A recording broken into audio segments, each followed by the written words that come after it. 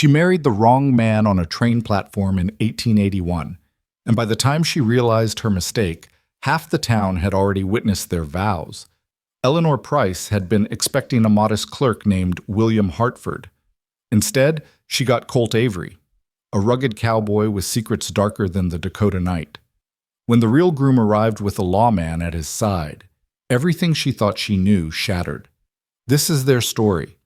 Watch until the end and comment your city so I can see how far this tale has traveled. The Dakota wind carried the scent of rain and rust as Eleanor Price stood on the platform of Dakota Junction, her gloved fingers trembling around a piece of paper that had become her entire future. The letter was worn soft from being read 100 times, folded and unfolded until the creases threatened to tear through the carefully penned words. Dear Miss Price, I accept your proposal of correspondence and matrimony. I shall arrive on the 3:47 train, October 14th, respectfully, William Hartford. October 14th, 1881. Today. Eleanor's heart hammered against her corset stays as she watched the horizon, where a thin line of black smoke began to rise above the amber prairie grass. The train was coming. Her future was coming, and she wasn't sure if she was more terrified or relieved. Behind her, the small wooden station house offered little shelter from the biting autumn wind. Dakota Junction wasn't much of a town, a collection of weather-beaten buildings clustered around the railway like chicks around a hen, hoping the trains would bring prosperity or at least survival. The general store, the saloon, the church with its crooked steeple, the hotel that smelled of tobacco and desperation. This was home, whether Eleanor liked it or not. She'd lived here for 3 years, ever since her father's death had left her with a dress shop, a mountain of debt, and a reputation as the spinster seamstress who made beautiful wedding gowns for other women but would never wear one herself. At 26, she was too old for romance, too poor for security, and too proud to beg. The mail-order advertisement had seemed like the only answer, a practical solution to an impossible problem. Now, as the train's whistle cut through the October air like a cry, Eleanor wondered if she'd made a terrible mistake. "He'll be a good man," she whispered to herself, the words nearly lost in the wind. "He'll be kind. He'll be—" The train roared into the station with a screech of brakes and a cloud of steam that engulfed the platform in a temporary fog. Eleanor stepped back, her heart in her throat, as the great iron beast shuddered to a stop. For a moment, everything was white and hissing and impossible to see. Then the steam began to clear. The first person to step off the train was a woman in a purple dress, dragging a reluctant child. Then an elderly gentleman with a cane. Then a salesman with a case of rattling bottles. Eleanor craned her neck, searching for a man who fit William Hartford's description. Average height, brown hair, spectacles, a clerk's soft hands, and scholar's stoop. Instead, she saw him. He was tall, over 6 feet easily, with shoulders broad enough to fill the train car doorway. His hat was pulled low, but she could see the sharp line of his jaw, darkened with several days of stubble. He wore dusty leather chaps over worn denim, a blue shirt that had seen better days, and a gun belt that sat low on his hips in a way that suggested he knew how to use it. When he stepped onto the platform, his boots hit the wood with a solid, confident thud. This was not William Hartford. But when the man's eyes, startlingly blue even in the fading afternoon light, scanned the platform and landed on her, something in Eleanor's chest twisted. He had the look of a man who'd seen too much and trusted too little, but when their gazes met, something flickered across his face. Surprise, maybe, or recognition, though they'd never met. He walked toward her, and Eleanor found herself unable to move. "You must be Eleanor," he said, and his voice was like whiskey and smoke, rough and warm, all at once. Eleanor's mouth went dry. I'm sorry, I think there's been a— Eleanor Price?" He pulled a folded piece of paper from his pocket, and Eleanor's heart sank as she recognized the elegant script, her own handwriting, the letter she'd sent to William Hartford, care of the Deadwood Post Office. How did this man have her letter? "Yes, but—" Eleanor started, but before she could finish, a voice called out from behind her, "There she is, the blushing bride!" Eleanor turned to see Reverend Thomas Marsh hurrying across the platform, his black coat flapping in the wind like crow's wings. Behind him came half the town's busybodies, Mrs. Calloway from the boarding house, Mr. Peterson from the general store, young Sally Henderson, who worked at the hotel and couldn't keep a secret if her life depended on it. "Oh no," Eleanor breathed. "Miss Price!" The Reverend beamed, his round face flushed with excitement. "And this must be the fortunate gentleman, Mr. Hartford, I presume." "Actually, I'm—" the cowboy began, but Reverend Marsh was already pumping his hand enthusiastically. "Welcome to Dakota Junction. We're so delighted you've come. Miss Price has been quite the topic of conversation these past weeks, I must say. The whole town is thrilled to see her finally settling down. Such a deserving young woman." "Reverend, there's been a mistake," Eleanor tried, but her voice was swallowed by the growing crowd. "No mistake at all, my dear." Mrs. Calloway pushed forward, her feathered hat bobbing. "We've been preparing for this wedding for days. The church is ready, the flowers are arranged, and I've baked 3 pies." Eleanor felt the situation spiraling out of her control like a runaway horse. "But this isn't— Shall we proceed to the church?" Reverend Marsh clapped his hands together. "No sense in delaying. I'm sure you're both eager to begin your new life together." The cowboy, whoever he was, looked at Eleanor with an expression that somehow managed to be both amused and alarmed. "Ma'am, I think we should—" "Oh, how sweet! He's tongue-tied," Sally Henderson giggled, nudging her friend. "Isn't that romantic?" Eleanor's face burned. This was a nightmare, a complete and utter disaster. She opened her mouth to protest again, to explain that this man was a stranger, that she'd never seen him before in her life, that there had obviously been some terrible mix-up with the letters. But then she saw it. The way Mrs. Calloway was looking at her with such genuine happiness, the first time in 3 years anyone in this town had looked at her with anything other than pity. The way Mr. Peterson was actually smiling when usually he only frowned at her unpaid accounts. The way even stern old Reverend Marsh seemed almost joyful. For the first time since her father's death, she wasn't the poor, pathetic Eleanor Price, drowning in debt and loneliness. She was a bride. She was wanted. She was worth celebrating. "Eleanor?" The cowboy's voice was low, meant only for her ears. "You want me to tell them the truth?" She looked up at him, this stranger with kind eyes and a gun on his hip, and made a choice that would change everything. "Not yet," she whispered. His eyebrows rose, but before either of them could say another word, the crowd swept them up like a river current, carrying them toward the little white church at the end of Main Street. The church was small and drafty, with wooden pews that creaked and a pulpit that leaned slightly to the left. Someone had tied white ribbons to the ends of each pew, and a jar of wildflowers sat on the altar, their petals already wilting in the dry air. It should have been depressing, this hastily arranged ceremony in a half-empty church. Instead, it felt like a dream. Eleanor stood at the altar, acutely aware of the tall stranger beside her. Up close, she could see the details she'd missed on the platform.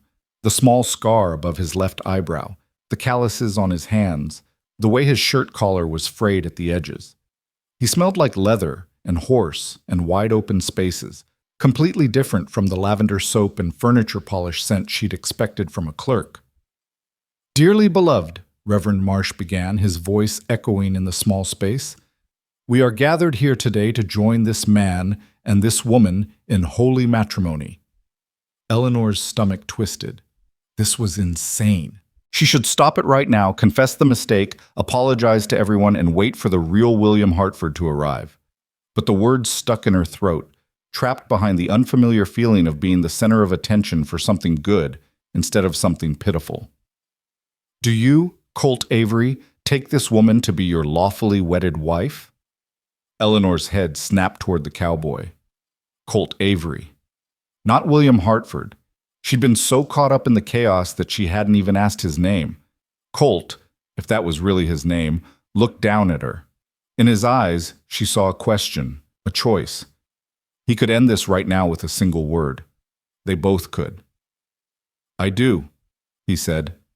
The words hung in the air like a gunshot. Eleanor's breath caught. "And do you, Eleanor Price, take this man to be your lawfully wedded husband?" Her mouth opened, but no sound came out. Around them, the small congregation leaned forward, waiting. Mrs. Calloway dabbed at her eyes with a handkerchief. "Mr. Peterson nodded encouragingly. Even Sally Henderson had stopped giggling and was watching with genuine anticipation. Eleanor thought of her empty house, her failing business, the letters from creditors she couldn't bear to open. She thought of the long, lonely nights and the longer, lonelier days. She thought of William Hartford, a man she'd never met, who might be kind or might be cruel, who might save her or might make everything worse. Then she looked at Colt Avery, this stranger who'd stepped off a train and into her life by accident, who had kind eyes despite the gun on his hip, who could have walked away but hadn't. "I do," she whispered. Reverend Marsh beamed. "Then, by the power vested in me by the territory of Dakota, I now pronounce you man and wife. You may kiss your bride." Eleanor's eyes widened. She hadn't thought this far ahead. Colt looked equally surprised, but before either of them could react, Mrs. Calloway called out, "Don't be shy now." Colt cleared his throat. "Ma'am, Eleanor, we don't have to." But Eleanor, driven by some reckless impulse she didn't fully understand, rose up on her toes and pressed her lips to his. It was meant to be quick, perfunctory, just enough to satisfy the crowd. But the moment their lips met, something electric passed between them. Colt's hand came up to steady her, warm and strong against her back, and for a heartbeat, maybe two, the world fell away. There was no church, no crowd, no mistake. Just the two of them, suspended in a moment that felt both impossible and inevitable. When they broke apart, Eleanor's cheeks were flaming and Colt looked slightly dazed. The congregation erupted in applause. "Congratulations, Mr. and Mrs. Avery," Reverend Marsh announced, and the name hit Eleanor like a bucket of cold water. Mrs. Avery. She was Mrs. Colt Avery now, married to a man whose last name she'd learned 5 minutes ago, whose first name she'd learned 30 seconds before that. What had she done? The reception, if it could be called that, took place in the churchyard. Mrs. Calloway had indeed made 3 pies, apple, cherry, and something that might have been peach, but could have also been apricot. Mr. Peterson contributed a jug of cider that was probably harder than he was willing to admit in front of the Reverend. People Eleanor barely knew came up to shake her hand, to congratulate her, to tell her how happy they were for her. Through it all, Colt stayed close to her side, playing the role of dutiful husband with an ease that was almost concerning. He shook hands with the men, tipped his hat to the ladies, and accepted their congratulations with a crooked smile that made Eleanor's stomach do strange flips. "He's quite the catch," Mrs. Calloway whispered, elbowing Eleanor conspiratorially. "So handsome! And those shoulders! You're a lucky woman, dear." Eleanor managed a weak smile, watching as Colt chatted with Mr. Peterson about horses. He seemed comfortable, relaxed even, as if accidentally marrying a stranger was something he did every Tuesday. "Mrs. Avery?" Eleanor turned to find Sally Henderson holding out a piece of cherry pie on a chipped china plate. "I just wanted to say congratulations. You deserve to be happy." The sincerity in the young woman's voice made Eleanor's throat tighten. "Thank you, Sally. And don't you worry about those old biddies who said you'd never find a husband. They're just jealous." Sally grinned. "Your man is 10 times finer than any of theirs." Before Eleanor could respond, Colt appeared at her elbow. "Mind if I steal my wife for a moment?" My wife. The word should have sounded absurd. Instead, they sent a shiver down Eleanor's spine. Sally giggled and hurried off, and Colt gently guided Eleanor away from the crowd, toward the side of the church where they could talk without being overheard. "All right," he said quietly, his blue eyes serious. "I think we need to talk about what just happened." "I know." Eleanor wrapped her arms around herself, suddenly cold despite her wool dress. "I'm sorry. I should have stopped it. I don't know what came over me." "You don't need to apologize." Colt leaned against the church wall, studying her with an intensity that made her uncomfortable. "But we do need to figure out what we're going to do." "We could tell them the truth," Eleanor said, though even as she spoke, she knew it was too late for that. They'd witnessed vows. The marriage was legal, whether it was based on a mistake or not. "We could," Colt agreed, "but I'm guessing you had a reason for not stopping it when you had the chance." Eleanor looked away, ashamed. "I'm not a dishonest person, Mr. Avery. I want you to know that. But when everyone was looking at me like I mattered, I couldn't." She trailed off, unable to finish. "You needed this," Colt said, and there was no judgment in his voice. "I understand." "Do you?"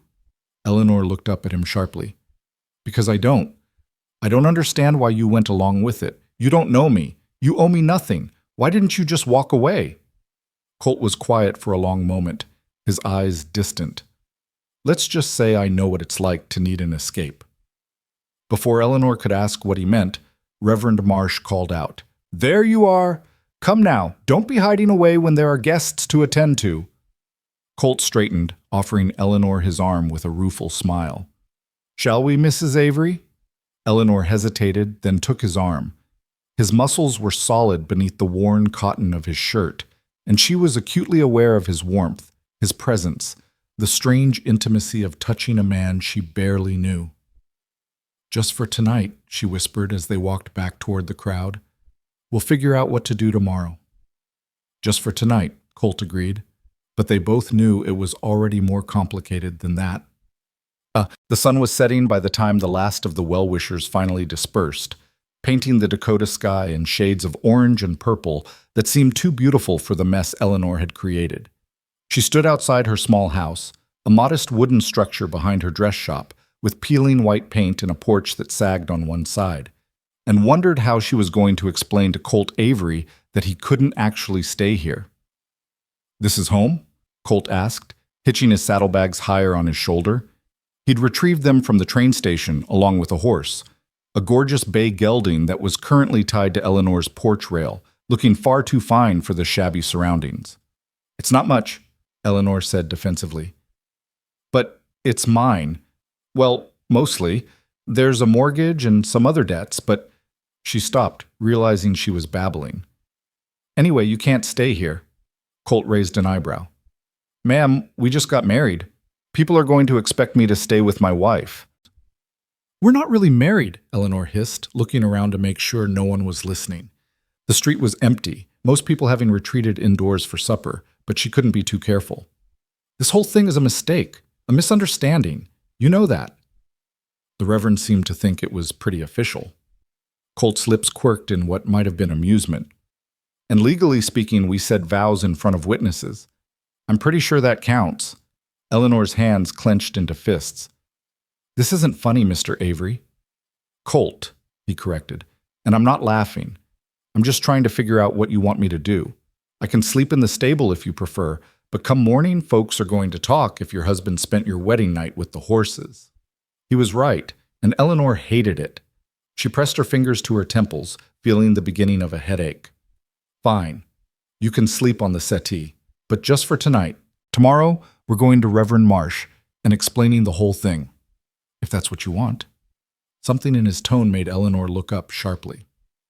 "What's that supposed to mean?" Colt shrugged. "Just seems like you might want to think it through before you go confessing. You said yourself you've got debts. A husband might help with that. Even a fake one." "I don't need charity," Eleanor said stiffly. "Didn't say you did, but I'm not offering charity." Colt met her eyes steadily. "I came to Dakota Junction to buy a horse. That's done. I got a fine animal at a fair price, but my return train doesn't leave until next week. I need a place to stay, and you need people to think you're happily married. Seems like we could help each other out." Eleanor's heart beat faster. "You're suggesting we— What? Pretend to be married for a week? Why not? I'll sleep on your settee, you do whatever it is you do, and when my train leaves, you can tell everyone I had business elsewhere. By then, the excitement will have died down, and you can go back to your life. With one difference, you'll have a husband who people believe exists. That might buy you some time with those creditors." It was insane. Completely and utterly insane. And yet, Eleanor thought of Mr. Peterson's smile at the reception, the first time he'd looked at her without frowning at her account balance. She thought of Mrs. Calloway's genuine happiness, so different from the pitying glances Eleanor usually received. She thought of how it had felt, just for a few hours, to be someone other than the struggling spinster seamstress. "1 week," she heard herself say. "And you sleep on the settee." Colt grinned. "Yes, ma'am." Eleanor unlocked the door and stepped into her small house, very aware of Colt following behind her. The front room served as both parlor and workspace, with a worn settee near the fireplace and a sewing table by the window, covered in scraps of fabric and half-finished garments. Beyond that was a tiny kitchen, and upstairs a single bedroom barely large enough for a bed and washstand. It's not much, Eleanor said again, lighting the oil lamp on the mantel. Warm light filled the room, making the shabby furniture look almost cozy. It's nice, Colt said, and he sounded sincere. He set his saddlebags down by the door and looked around with genuine interest. You make these? He was looking at the dresses hanging from hooks on the wall, a blue day dress with intricate pleating, a green silk evening gown with elaborate beadwork, a simple white wedding dress with lace sleeves. Yes, Eleanor said. I'm a seamstress. Or I was. Business has been slow. These are beautiful. Colt touched the white dress carefully, as if afraid he might damage it with his rough hands. You're talented. The compliment made Eleanor's chest ache with an emotion she couldn't name. Thank you. They stood there in awkward silence for a moment, the reality of the situation settling over them like dust. I should make some supper, Eleanor finally said. Are you hungry? Starving, Colt admitted. But you don't have to. I have to eat anyway, Eleanor interrupted. Might as well make enough for two. In the kitchen, Eleanor busied herself with preparing a simple meal of bread, cheese, and the leftover stew she'd made the day before. It wasn't much, but it was warm and filling. As she worked, she was acutely aware of Colt's presence in the other room, the sound of him moving around, settling in. This was her house, her space, and she'd never shared it with anyone since her father died. Having a man here, especially a man she didn't know, should have felt invasive, threatening even. Instead, it felt almost comfortable. When she carried the food into the front room, she found Colt had started a fire in the hearth. The flames crackled cheerfully, driving away the October chill. Hope you don't mind, he said. Seemed cold. No, that's... Thank you.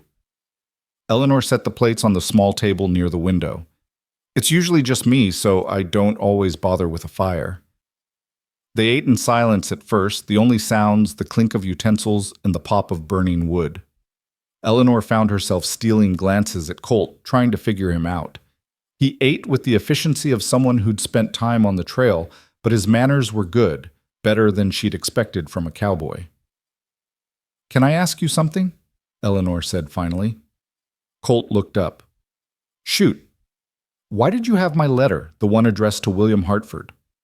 Colt set down his fork, his expression growing serious.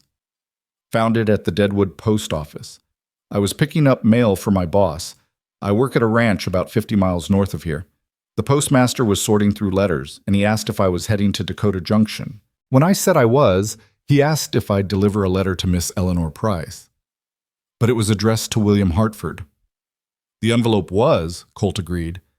But when I got to the station, I saw a woman standing alone, looking nervous as a cat in a room full of rocking chairs. You matched the description I'd overheard the postmaster reading from another letter. Brown hair, average height, wearing a gray dress. I figured you were Eleanor Price, and I was going to hand you the letter and be on my way. But then the Reverend assumed you were William, and you didn't correct him. Colt's blue eyes held hers. Why not? Eleanor looked away, shame burning in her chest. I told you. Everyone was so happy, and I wanted to feel that. Just for a moment. There's more to it than that. Colt's voice was gentle but firm. You're in some kind of trouble, aren't you? Eleanor's first instinct was to deny it, to maintain the fiction that everything was fine. But what was the point? Colt had already seen her shabby house, her meager supper, the evidence of her struggling business.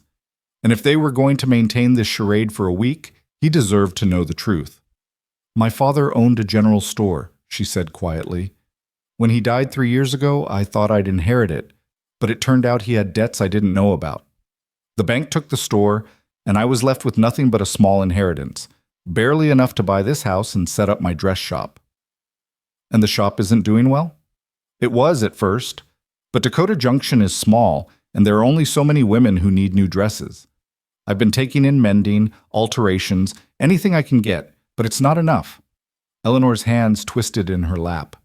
I have creditors who want to be paid, a mortgage I can barely afford, and the knowledge that if I fail, I'll have nothing, no home, no business, nowhere to go. So you wrote to William Hartford. I saw an advertisement in the newspaper. Men looking for wives, willing to provide security in exchange for companionship. It seemed... Eleanor trailed off, unable to finish. Practical, Colt supplied. Desperate, Eleanor corrected. But I was desperate. I am desperate. Colt was quiet for a long moment, his gaze steady on her face. And what about now? You married me instead of Hartford. How does that help? It doesn't, Eleanor admitted. That's why this whole thing is insane. I've made everything worse. Maybe not. Colt leaned back in his chair, firelight playing across his features. You said you have creditors who want to be paid. Having a husband might buy you some time. Men don't like to pressure a married woman the same way they pressure a spinster. Eleanor frowned. That's manipulation. It's survival. Colt's expression was serious. Look, Eleanor, and I'm going to call you Eleanor because we're married, even if it's by accident, you did what you had to do to stay afloat. That's nothing to be ashamed of. And if me staying here for a week helps you keep your home and your business, then I'm willing to do it.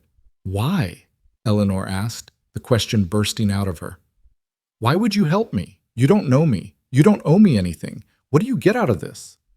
Colt looked away, his jaw tightening. For the first time since she'd met him, he seemed uncomfortable. Let's just say I know what it's like to need help and not have anyone to ask. Consider this me paying forward a kindness I once received. There was a story there, Eleanor could tell. Something painful and personal that Colt wasn't ready to share. And despite her curiosity, she found herself respecting his privacy. All right, she said softly. 1 week. We pretend to be happily married, and then you leave on your train. But there have to be rules, such as, you sleep on the settee, not in my room. We maintain separate lives as much as possible. And when the week is over, we end this cleanly. No complications, no drama. Agreed. Colt extended his hand across the table. Deal? Eleanor looked at his outstretched hand, calloused, strong, honest, and felt that same electric current she'd felt during their kiss at the altar. This was madness, but it was also the first time in 3 years she'd felt something other than despair. She took his hand. Deal. That night, Eleanor lay in her small bed upstairs, staring at the ceiling and listening to the unfamiliar sounds of another person in her house. Colt moved quietly, but she could hear him, the creak of the settee as he settled in, the rustle of his blanket, the soft sound of his breathing. She'd given him an old quilt and a spare pillow, apologizing for their worn condition. He'd thanked her with that crooked smile that made her stomach flip, and then she'd fled upstairs like a scared rabbit. Now, in the darkness of her room, Eleanor tried to make sense of the past 12 hours.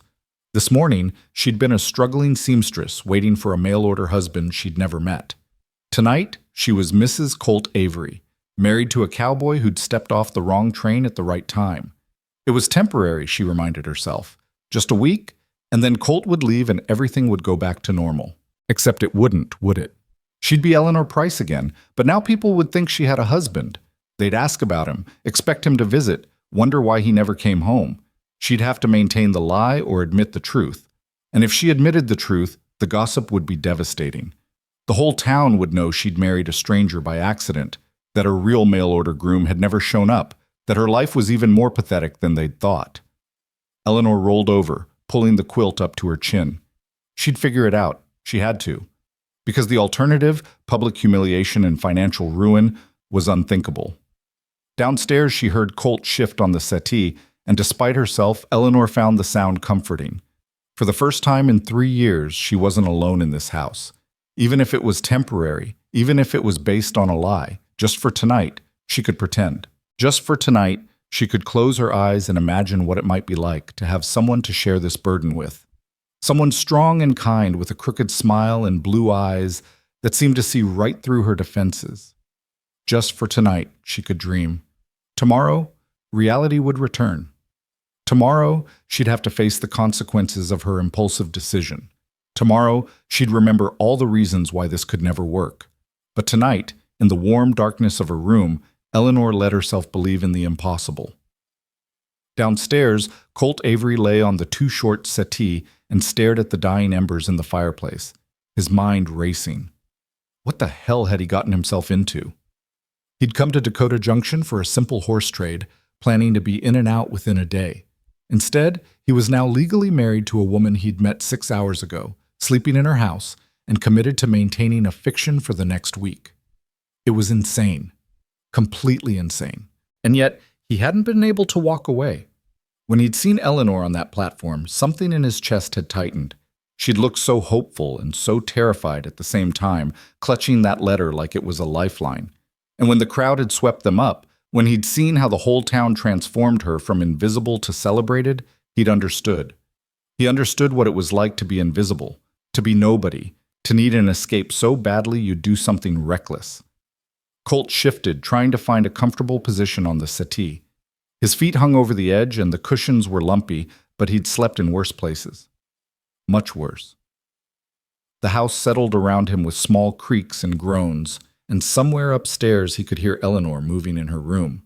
He wondered if she was sleeping or if she was lying awake like he was, wondering what she'd gotten herself into. Tomorrow, they'd figure out the details of their arrangement. Tonight, he'd just try to get through without overthinking everything. But as Colt finally drifted off to sleep, his last conscious thought was of Eleanor's face when they'd kissed at the altar.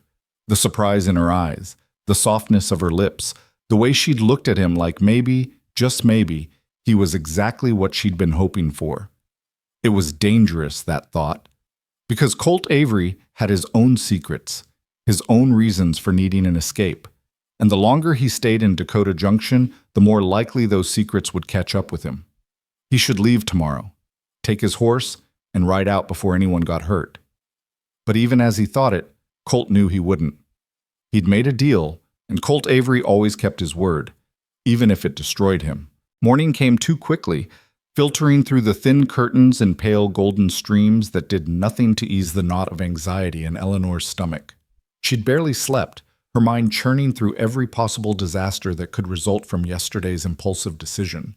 Now, lying in bed and listening to the sounds of Colt moving around downstairs, she realized she had no idea how to navigate the day ahead.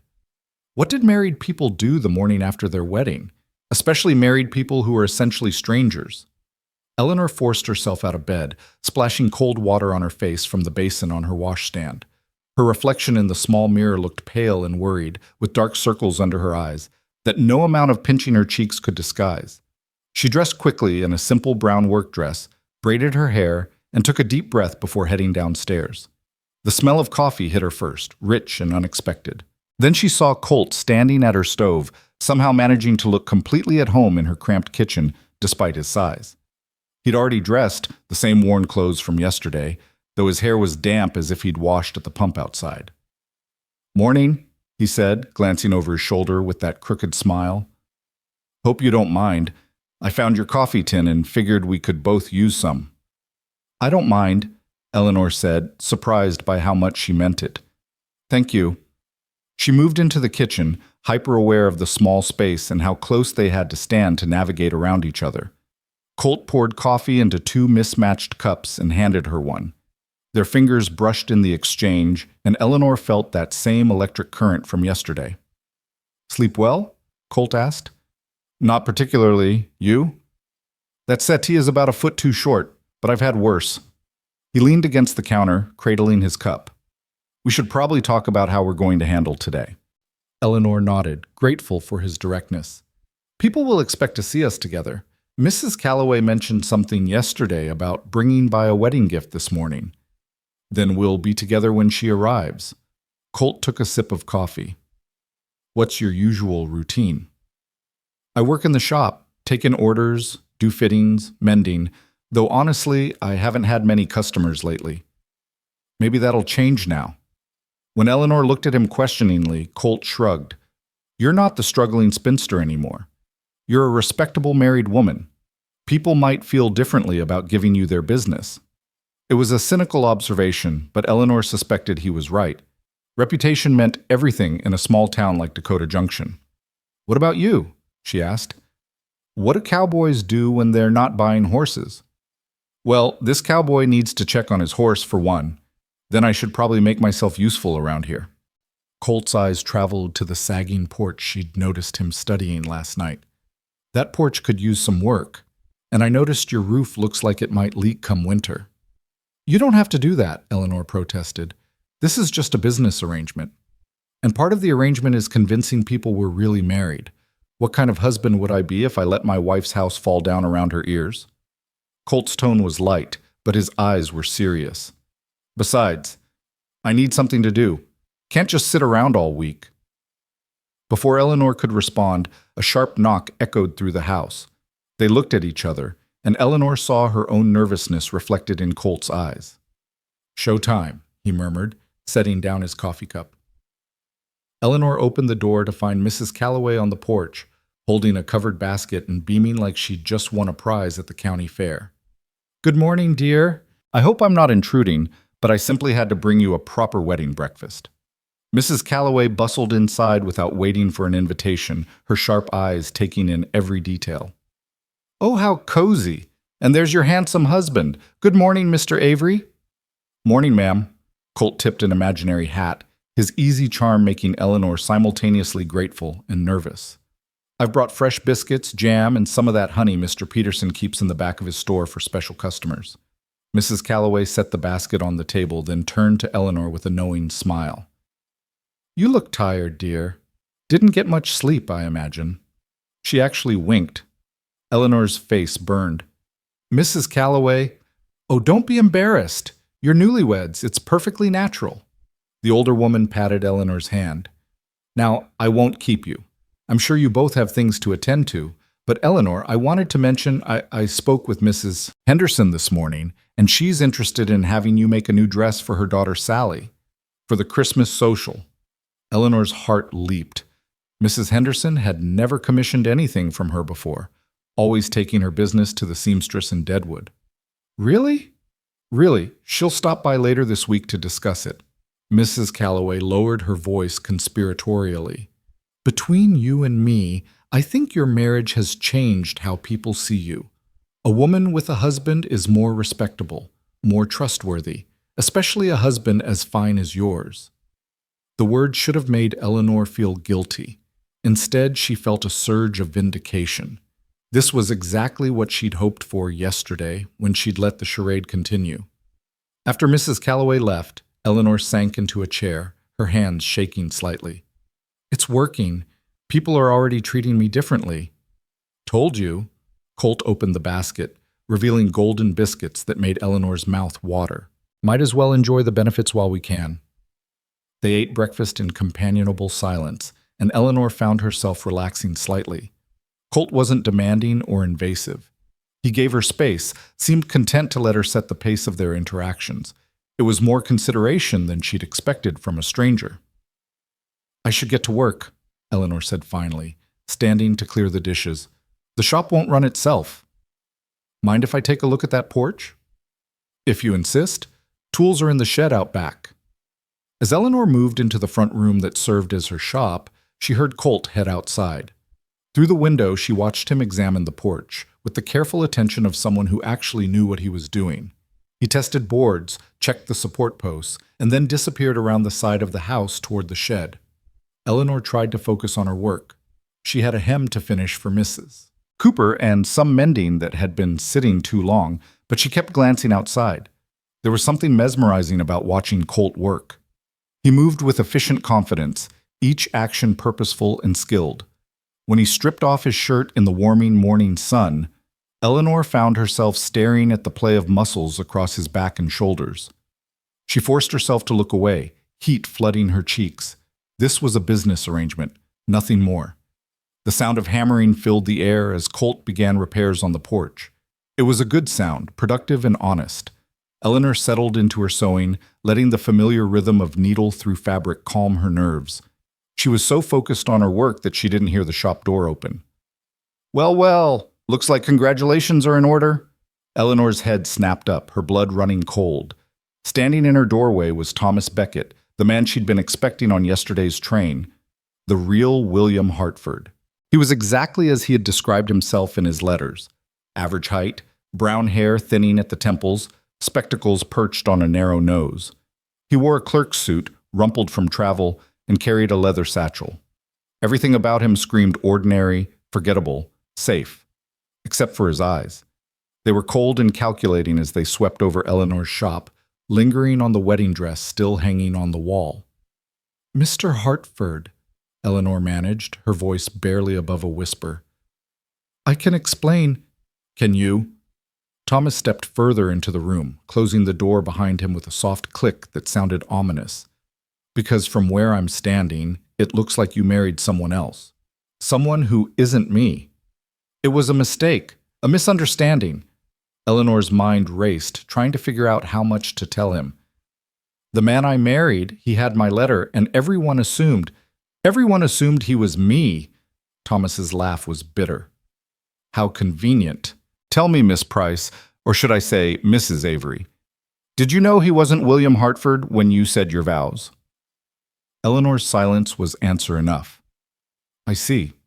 Thomas removed his spectacles, cleaning them on his handkerchief with deliberate movements. So you knowingly married a stranger rather than honoring your commitment to me.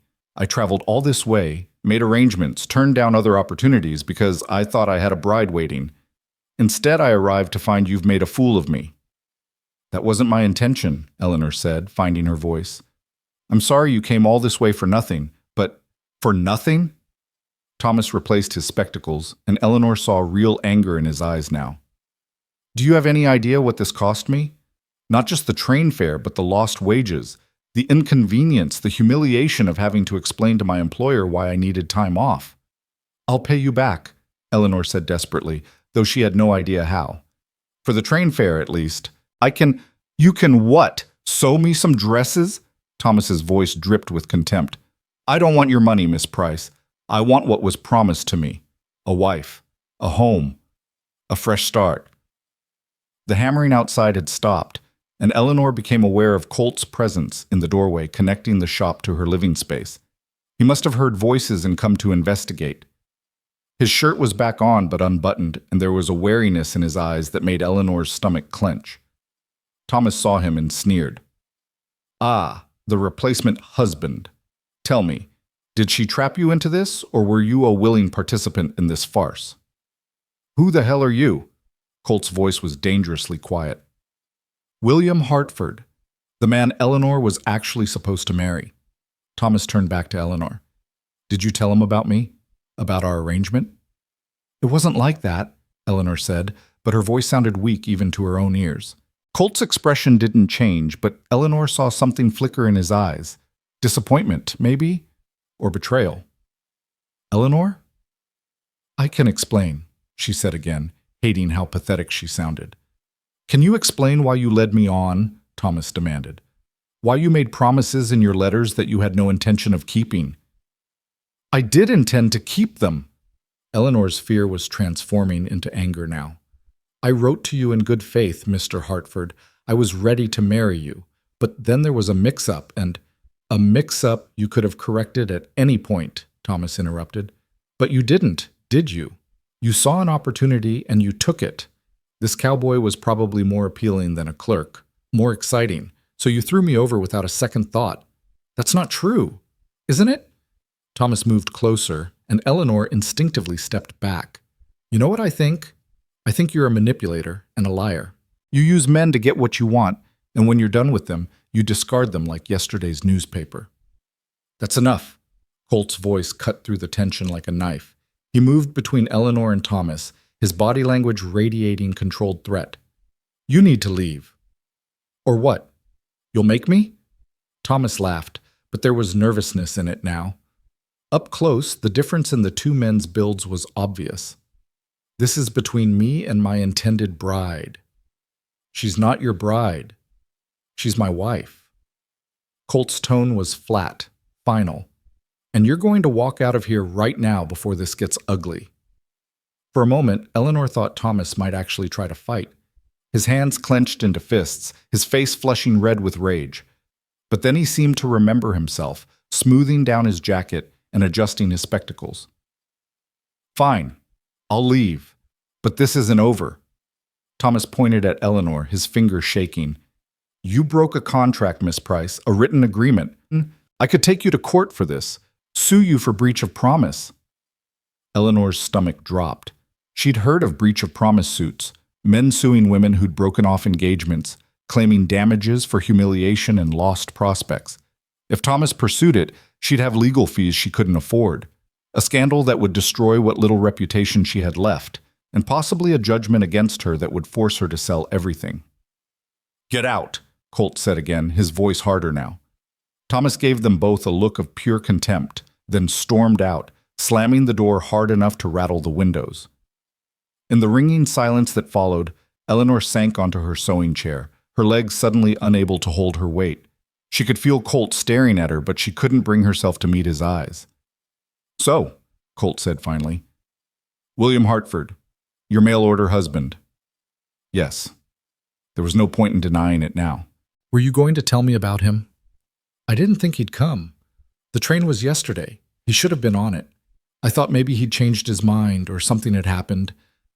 Eleanor trailed off, knowing how weak it sounded. Colt crossed his arms, his expression unreadable. What did he mean about a written agreement? Eleanor's hands twisted in her lap. "We exchanged letters. In mine, I agreed to marry him in exchange for financial security. In his, he agreed to provide that security in exchange for a wife and a home.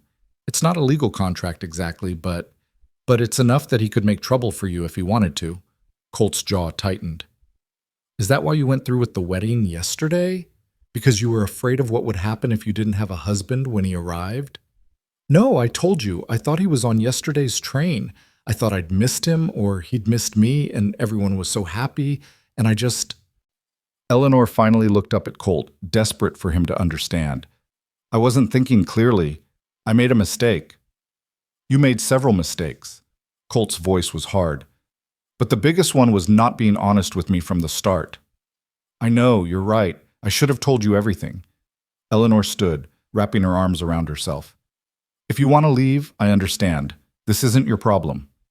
Colt was quiet for a long moment, and Eleanor braced herself for him to walk out. She wouldn't blame him. This whole situation had gotten far more complicated than either of them had bargained for. "Did you love him?" Colt asked suddenly. The question caught Eleanor off guard. "What?" "Hartford. Did you love him?" "I'd never met him. How could I love him?" "Then why agree to marry him in the first place?" Eleanor laughed, but there was no humor in it. "You saw my house, my shop, my life. What do you think? I needed security. He needed a wife. It was a transaction, nothing more. And what about me? Am I just another transaction?" The question hung in the air between them, weighted with implications Eleanor didn't know how to navigate. "I don't know what you are," she admitted quietly. "Yesterday you were a stranger doing me a kindness. Today you're my husband in the eyes of the law and this town. Tomorrow—" She shrugged helplessly. "I don't know what tomorrow brings." Colt studied her for another long moment, then seemed to come to a decision. "I'm not leaving." Eleanor's heart stuttered. "What?" "Hartford's right about one thing. You broke an agreement with him. If he pursues a breach of promise suit, you'll need a husband to show the court that you had good reason to break it off, that you were already married to someone else. But we're not really married, not in any way that matters. We said vows in front of witnesses, we signed papers. In the eyes of the law, we're as married as any couple." Colt moved closer, his blue eyes intense. "Look, I don't like being lied to, but I understand why you did it, and I'm not going to abandon you to face this alone." "Why?" Eleanor asked, the question that had been haunting her since yesterday. "Why do you keep helping me?" Colt's expression shuddered, that wall coming up again. "I told you, I know what it's like to need help." "There's more to it than that. There has to be." For a moment, Eleanor thought he might actually tell her.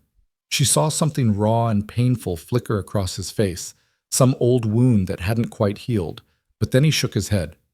"Maybe someday I'll tell you the whole story, but not today." He turned toward the door. "I'm going to finish fixing that porch. You should probably think about what you're going to do if Hartford really does try to sue you."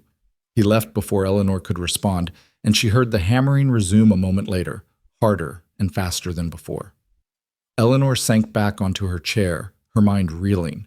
In less than 24 hours, her simple plan to find security through a mail-order marriage had turned into a tangled web of deception, legal threats, and a fake marriage to a man with secrets as deep as her own. And the worst part? She had no idea how to untangle any of it. The rest of the day passed in a haze of anxiety. Eleanor tried to work, but her hand shook too badly to sew a straight seam. She kept replaying Thomas Hartford's words, his threats, the cold calculation in his eyes. Would he really sue her? Could he? Outside, Colt worked steadily on the porch, the rhythmic sound of his hammer oddly comforting despite the tension between them. When Mrs. Henderson stopped by in the afternoon to discuss Sally's dress, Eleanor pulled herself together enough to take measurements and discuss fabric choices. The older woman was warm and friendly, treating Eleanor with a respect she hadn't received in years. "It's so wonderful to see you settled, dear," Mrs. Henderson said as she prepared to leave. "Your husband seems like a good man, very hard-working." Through the window they could both see Colt, shirtless again in the afternoon heat, hauling lumber from the shed. "Yes," Eleanor agreed, the word catching in her throat. "He is." After Mrs. Henderson left, Eleanor stood at the window for a long time, watching Colt work. He moved with the easy confidence of a man comfortable in his own body, his muscles shifting beneath sun-bronzed skin. There was something almost hypnotic about it, and Eleanor found herself wondering about the scars she could see even from this distance, a long one across his ribs, several smaller ones on his back. What kind of life had Colt Avery lived before he stepped off that train into hers? As if sensing her gaze, Colt looked up. Their eyes met through the glass, and Eleanor's breath caught. Even from here, even after everything, she felt that pull between them. It was dangerous and foolish and completely inappropriate, but it was real. Colt held her gaze for a long moment, then returned to his work. Eleanor turned away from the window, pressing her hands to her heated cheeks. This was a business arrangement, nothing more. She couldn't afford to develop feelings for a man who would be gone in a week. But as the afternoon faded into evening, as she prepared a simple supper and set the table for two, Eleanor couldn't shake the feeling that it was already too late for such warnings. When Colt came inside, cleaned up and wearing his shirt buttoned properly, they ate in silence. The easy companionship of breakfast was gone, replaced by an awkwardness that made every bite taste like sawdust. "Porch is done," Colt said finally. "Should hold through the winter at least." "Thank you. You didn't have to do that." "I said I would." More silence. Eleanor pushed food around her plate, trying to find words that might bridge the distance that had opened between them. "I really am sorry," she said quietly. "About not telling you about Hartford. About all of this." Colt set down his fork, meeting her eyes. "I believe you. But you're still angry." Colt seemed to search for the right word. "Concerned. Hartford doesn't seem like the type to let this go. And if he does cause trouble, it's going to get messy." "I know." Eleanor's voice was small. "Maybe I should just offer him money. Try to settle this before it gets worse." "You said yourself you don't have money." "I could take out a loan or sell some of my equipment." "And then what?" "You'll be in even worse shape than before." Colt leaned back in his chair, studying her. "There has to be another way." "Like what?" "I don't know yet. But running yourself deeper into debt to pay off a man who feels entitled to you? That's not a solution, Eleanor. That's just trading one cage for another." The words hit harder than Eleanor expected, maybe because they were true. She'd spent 3 years trying to escape the trap of poverty and debt, only to nearly walk into another one with William Hartford. And now, trying to escape Hartford, she was considering making everything worse. "I don't know what else to do," she admitted, hating the helplessness in her voice. Colt reached across the table, and after a moment's hesitation, took her hand. His palm was warm and calloused, solid and real. "We'll figure it out," he said, "together." Eleanor looked down at their joined hands, something tightening in her chest. "Why are you being so kind to me? After everything?" "Because kindness isn't conditional, Eleanor. At least it shouldn't be." Colt's thumb brushed across her knuckles, a gentle gesture that made her shiver. "You made a mistake. So did I, agreeing to this charade without asking more questions. But we're in it now, and the only way through is together." Eleanor wanted to argue, to insist that he didn't owe her anything, that he should save himself and leave while he still could. But the warmth of his hand, the steadiness in his eyes, the promise of not being alone in this mess, it was too tempting to resist. "Together," she echoed, and for the first time since Thomas Hartford had walked into her shop, Eleanor felt like maybe, just maybe, everything would be all right. They finished supper in more comfortable silence, and afterward Colt helped her wash the dishes. It was domestic and strange and oddly perfect, standing side by side at the wash basin, their hands occasionally brushing in the soapy water. "I should probably check on Dakota," Colt said as they dried the last plate. "Make sure he's settled for the night." Dakota was Colt's horse, the beautiful bay gelding that was worth more than everything Eleanor owned combined. She'd offered to let Colt stable him in her small barn, and he'd accepted gratefully. "Of course. I'll just—" Eleanor gestured vaguely at her sewing table, where the hem she still needed to finish waited. Colt nodded and headed for the door, but paused with his hand on the knob. "Eleanor?" "Yes?" "For what it's worth, I don't think you're a manipulator or a liar. I think you're a woman trying to survive in a world that doesn't make it easy. There's no shame in that."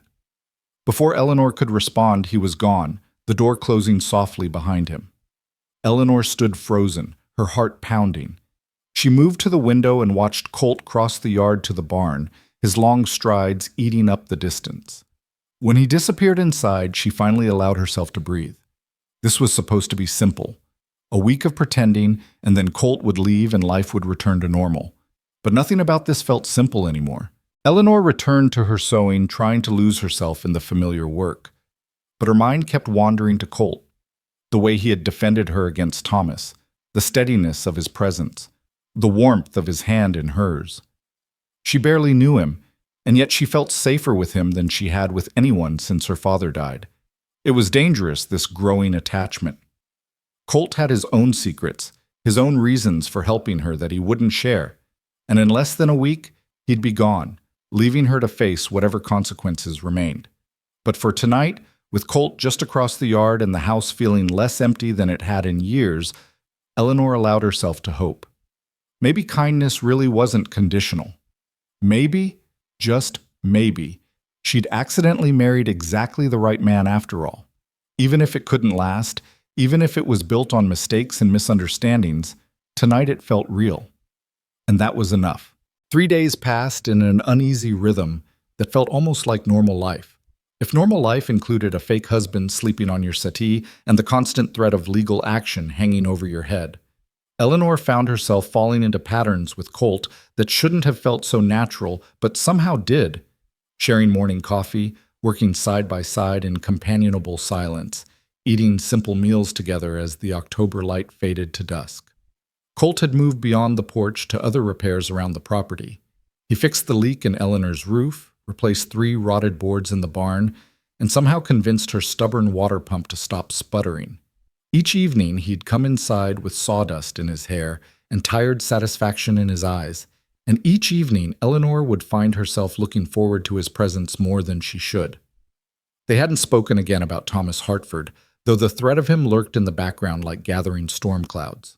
Eleanor kept expecting him to appear with legal papers or make good on his threats, but so far there'd been only silence.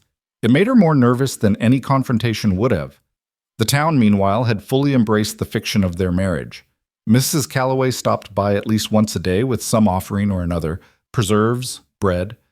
Once a startlingly ugly doily, she insisted would brighten up Eleanor's parlor. Mr. Peterson had actually smiled when Eleanor came into the general store, extending her credit without the usual lecture about responsibility. And Sally Henderson had commissioned not 1, but 2 new dresses, chattering excitedly about how her mother thought Eleanor's work was more refined than the Deadwood seamstress. It was everything Eleanor had hoped for when she'd written that first letter to William Hartford. Respectability, security, a place in the community that didn't revolve around pity. And it was all built on a lie that would crumble the moment Colt Avery stepped onto that train at the end of the week. On the 4th morning, Eleanor woke to voices drifting up from downstairs. Male voices, plural. She dressed quickly, her heart hammering, and hurried down to find Colt standing in her doorway, talking to a man she'd never seen before. He was older than Colt, maybe 50, with iron gray hair and a marshal's badge pinned to his vest. Everything about him radiated authority and danger, from the well-worn Colt revolver on his hip to the cold assessment in his eyes as they swept over Eleanor's small house. "Ma'am," the marshal said, tipping his hat. Marshal James Pritchard. Sorry to disturb you so early, but I need to speak with your husband. Eleanor's blood turned to ice. She looked at Colt, searching his face for some explanation, but his expression was carefully neutral. What's this about, Marshal? Colt's voice was calm, but Eleanor heard the tension underneath. Just routine questions. There's been some trouble up north, cattle rustling, property damage.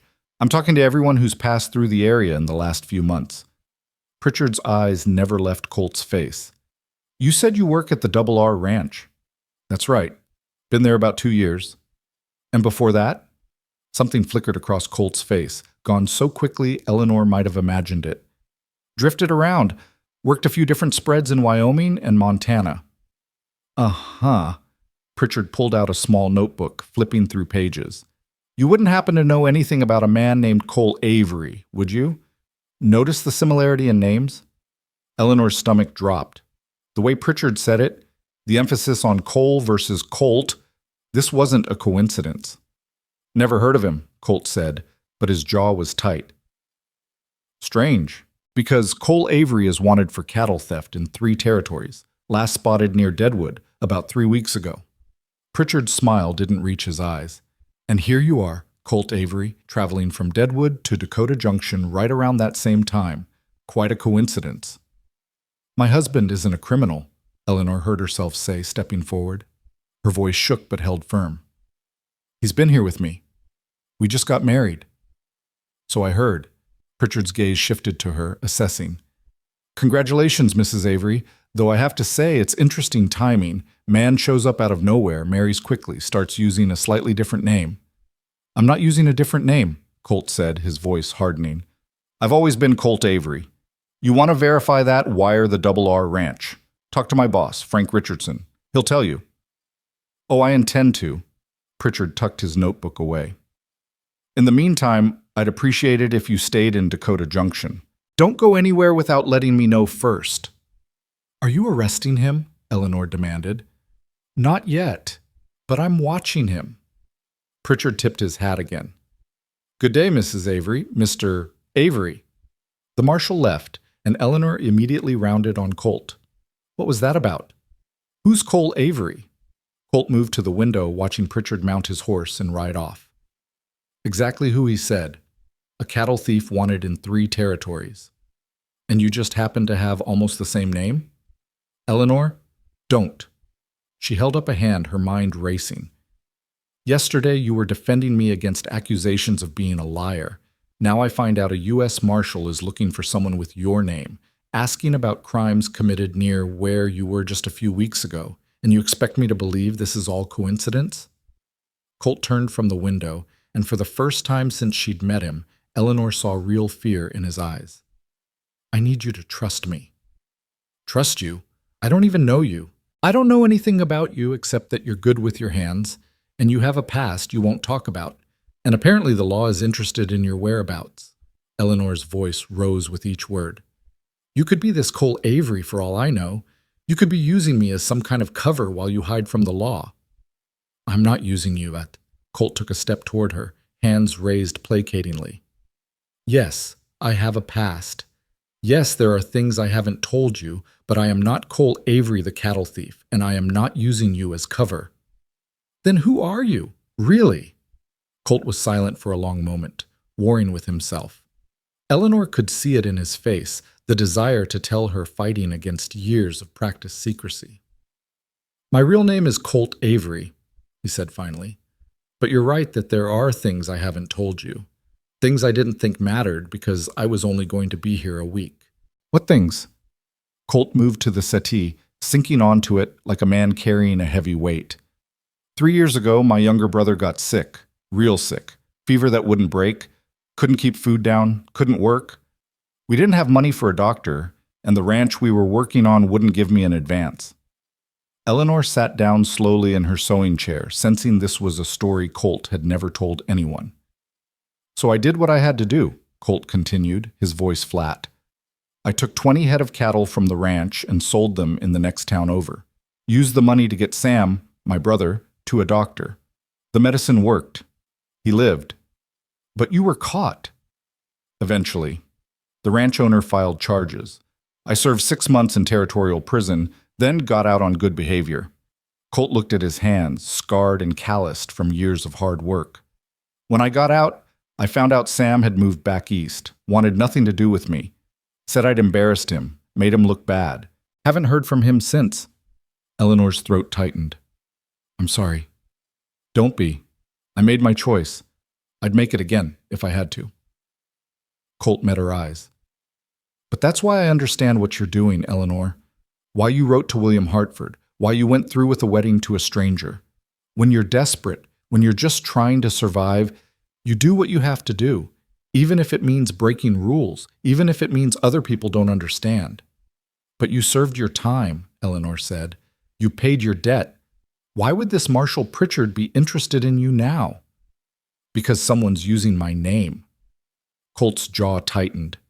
This Cole Avery he's looking for, I'd bet my last dollar it's someone who knows about my past, who's using a similar name to throw the law off their trail. Maybe someone I knew in prison. Maybe someone from one of the ranches I worked after I got out. But it's not me. Eleanor wanted to believe him. God, she wanted to believe him. But doubt gnawed at her. How do I know you're telling the truth? Colt stood, moving to his saddlebags by the door. He rummaged through them and pulled out a folded piece of paper, yellowed with age. He handed it to Eleanor. It was a release form from the territorial prison, dated 2.5 years ago. Colt James Avery, released on good behavior after serving 6 months for cattle theft. The signature at the bottom was official, the seal unmistakable.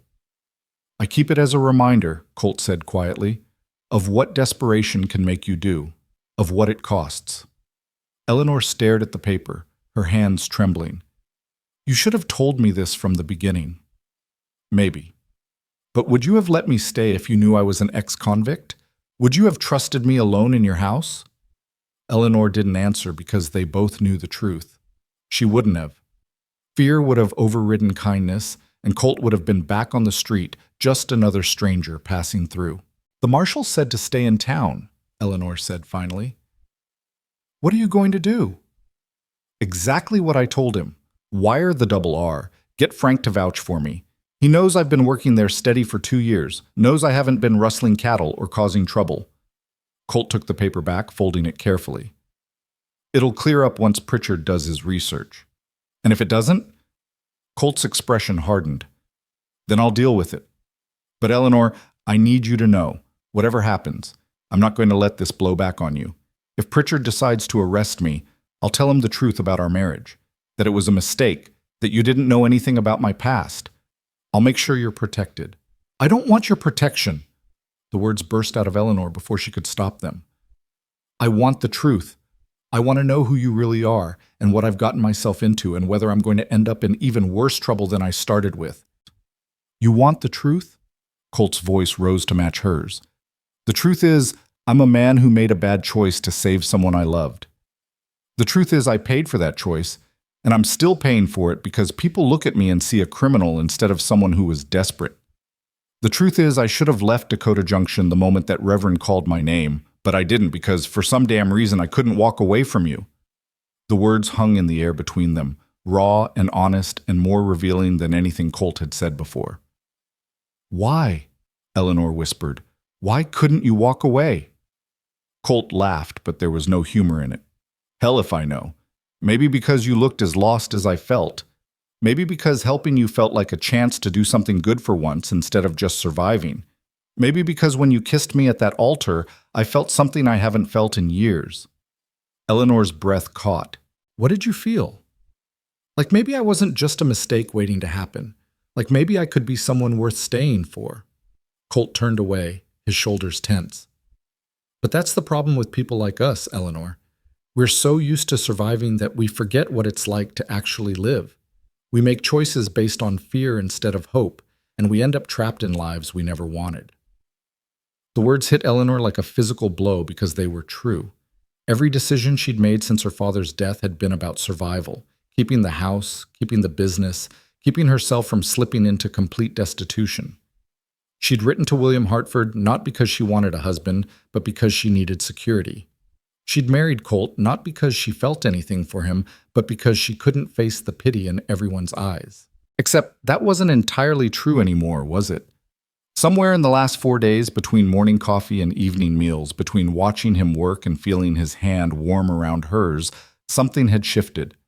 Eleanor had started to care about Colt Avery, not as a convenient fiction or a temporary solution, but as a person. A complicated, damaged, frustratingly secretive person who fixed her porch and defended her honor and looked at her like she mattered. "I'm scared," Eleanor admitted quietly, "of the Marshal, of Thomas Hartford, of all of this blowing up in my face, but mostly I'm scared of what happens when you leave." Colt turned back to her, surprise flickering across his face. "Eleanor." A sharp knock on the door interrupted whatever he'd been about to say. They stared at each other for a frozen moment, and then Eleanor moved to answer it. Thomas Hartford stood on her newly repaired porch, holding an official-looking envelope. Behind him, looking uncomfortable, was the town's constable. "Miss Price," Thomas said with cold formality, "I'm here to serve you with legal notice." Eleanor's stomach dropped. "Legal notice?" Thomas handed her the envelope with a smile that didn't reach his eyes. "Breach of promise suit. I'm suing you for damages related to our broken engagement.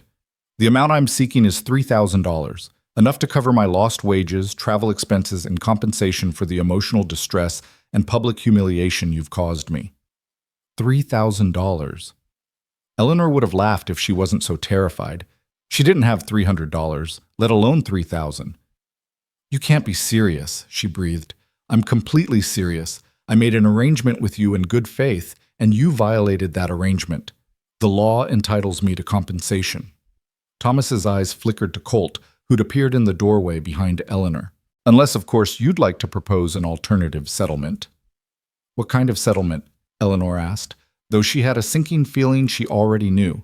"Dissolve this farce of a marriage. Marry me as originally agreed. I'll drop the suit, we'll tell everyone there was a misunderstanding that's now been cleared up, and we can move forward with our arrangement." "Absolutely not," Colt said flatly. Thomas ignored him, keeping his eyes on Eleanor. "Think carefully, Miss Price. $3,000 is more than your house is worth, more than your business is worth.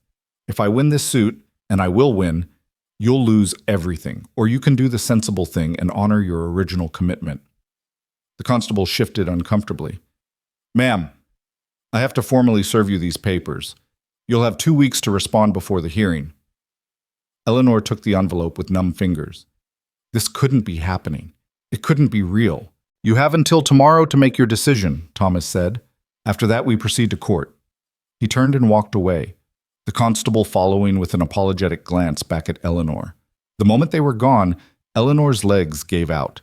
She would have fallen if Colt hadn't caught her, strong arms wrapping around her waist and guiding her to the settee. "Breathe," he said firmly. "Eleanor, breathe." She tried, but her chest felt tight, compressed by the weight of Thomas's threats and the Marshal's suspicions and the whole impossible mess her life had become. $3,000, she gasped.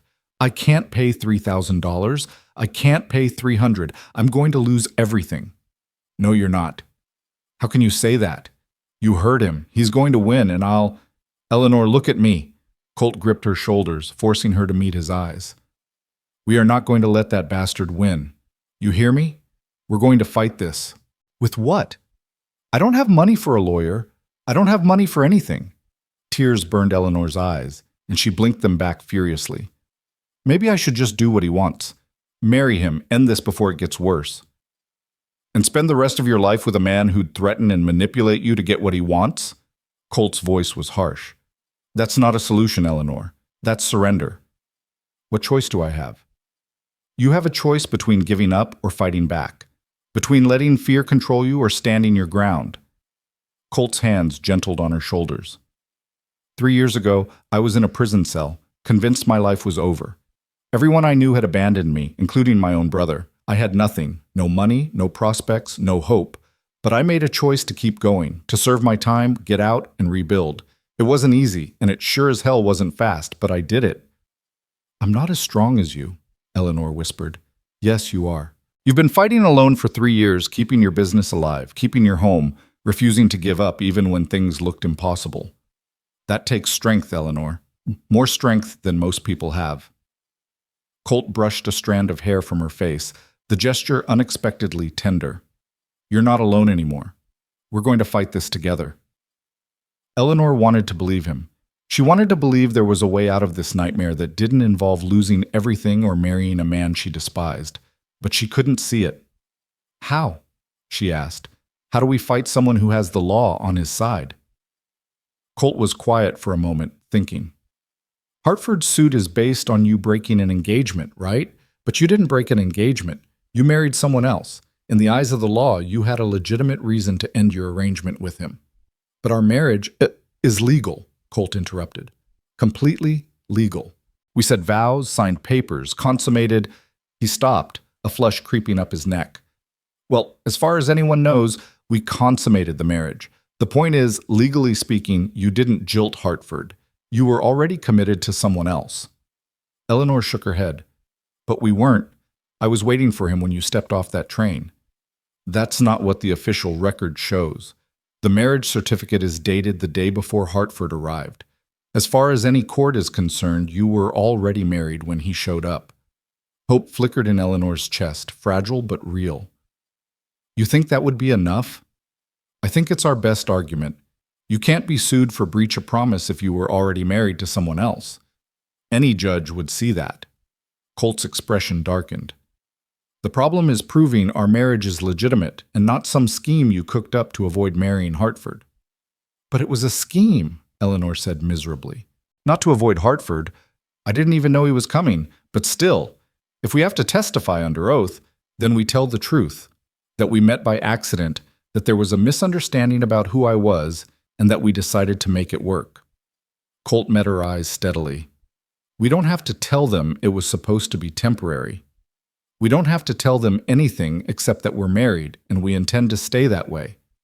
Eleanor's heart stuttered. Stay that way? For as long as it takes to defeat this lawsuit. Colt's voice was careful, measured. I can't leave now anyway, not with Marshal Pritchard watching me. And you need a husband to fight Hartford's claim. So we stay married, at least until all this is settled. It made sense.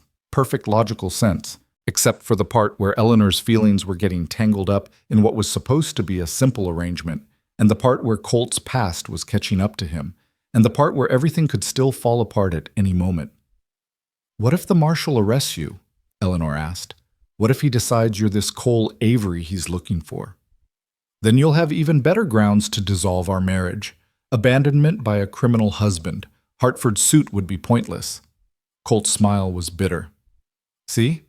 Either way, you're protected. I don't want to be protected by you going to prison for something you didn't do.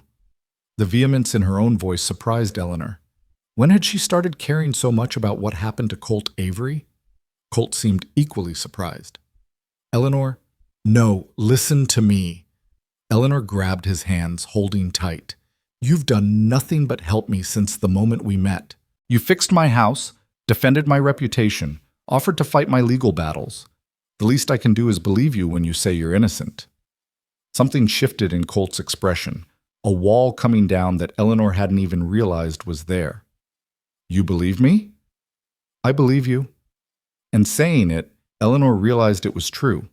Despite the secrets and the suspicions and the ex-convict confession, she believed Colt Avery was exactly who he said he was. A man who'd made a desperate choice and paid for it, who was still paying for it, who deserved a chance to prove he was more than his worst moment. Colt pulled her into his arms, and Eleanor went willingly, pressing her face against his chest and breathing in the familiar scent of leather and horses and hard work. His heart beat strong and steady beneath her ear, and for just a moment, Eleanor let herself believe everything would be all right. We're quite a pair, aren't we? Colt murmured into her hair. The struggling seamstress and the ex-convict, married by accident and fighting to keep our heads above water. Eleanor laughed despite everything. When you put it that way, it sounds almost romantic. Does it? Colt pulled back just enough to look at her, and Eleanor's breath caught at the intensity in his blue eyes. Because, from where I'm standing, it feels pretty damn romantic. The air between them changed, charged with something that had been building since that accidental kiss at the altar. Eleanor's pulse hammered as Colt's hand came up to cup her face, his thumb brushing across her cheekbone with devastating gentleness. "Eleanor," he said, and it was a question and a warning and a promise all at once. She answered by rising up on her toes and kissing him. This kiss was nothing like the chaste peck at their wedding. This was real and desperate, and 3 days of denied attraction finally breaking free. Colt made a sound low in his throat and deepened the kiss, his arms tightening around her waist as Eleanor's fingers tangled in his hair. It felt like falling and flying at the same time. Like every terrible thing that had happened had led to this moment, this man, this impossible connection that shouldn't exist but did. When they finally broke apart, both breathing hard, Colt rested his forehead against hers. "That complicates things," he said roughly. "Everything's already complicated," Eleanor pointed out. "What's one more complication?" Colt laughed, and the sound was warm and real and made Eleanor's heart soar. "Fair point." They stood there, wrapped in each other's arms, until reality intruded in the form of voices outside. Eleanor pulled away reluctantly, moving to the window to see Mrs. Calloway approaching with yet another covered basket. "We have company," she said, and Colt groaned. "Of course we do." Eleanor smoothed her dress and hair, trying to compose herself, while Colt did the same. When Mrs. Calloway knocked, they were standing a respectable distance apart, though Eleanor's lips still tingled and Colt's eyes held promises of conversations yet to come. The rest of the day passed in a blur of forced normalcy. Eleanor worked on Sally Henderson's dress while Colt rode into town to send his wire to the Double R Ranch. When he returned, his expression was grim. "Marshall's already been there," he said quietly after Mrs. Calloway had finally left. "Pritchard wired ahead asking questions. Frank vouched for me, but Pritchard's not satisfied. He wants more proof." "What kind of proof?" "The kind I don't have. Witnesses who can place me at the ranch during the times these cattle thefts occurred. Documentation of my whereabouts." Colt ran a hand through his hair in frustration. "I'm a ranch hand, Eleanor. I don't exactly keep detailed records of my daily activities." Eleanor's mind raced. "What about the other hands at the ranch? They'd know you were there." "Most of them are seasonal workers scattered to the winds by now, and the ones who are still there—" Colt shook his head. "Ranch hands don't pay much attention to each other. We work, we sleep, we move on. Nobody's going to remember specifically where I was on any given day 3 weeks ago. So what do? We wait. Pritchard's investigation will either clear me or it won't. Until then, I'm stuck here." Colt met her eyes. "I'm sorry, Eleanor. I know this isn't what you signed up for. Neither is a breach of promise lawsuit, but here we are." Eleanor moved closer, drawn by something she couldn't name. "We'll figure it out, both problems. Together." "Together," Colt echoed, and when he pulled her back into his arms, Eleanor went willingly. Outside, the October sun was setting, painting the Dakota sky in shades of gold and crimson. Inside Eleanor's small house, 2 people who'd married by accident held each other against the gathering dark, trying to believe that somehow, against all odds, they'd find a way through. But neither of them saw the figure watching from across the street, or the satisfied smile on Marshall Pritchard's face as he made notes in his book. The trap was closing, and tomorrow would bring revelations that would shatter everything Eleanor and Colt thought they knew. Eleanor woke to the sound of raised voices, and her heart immediately seized with dread.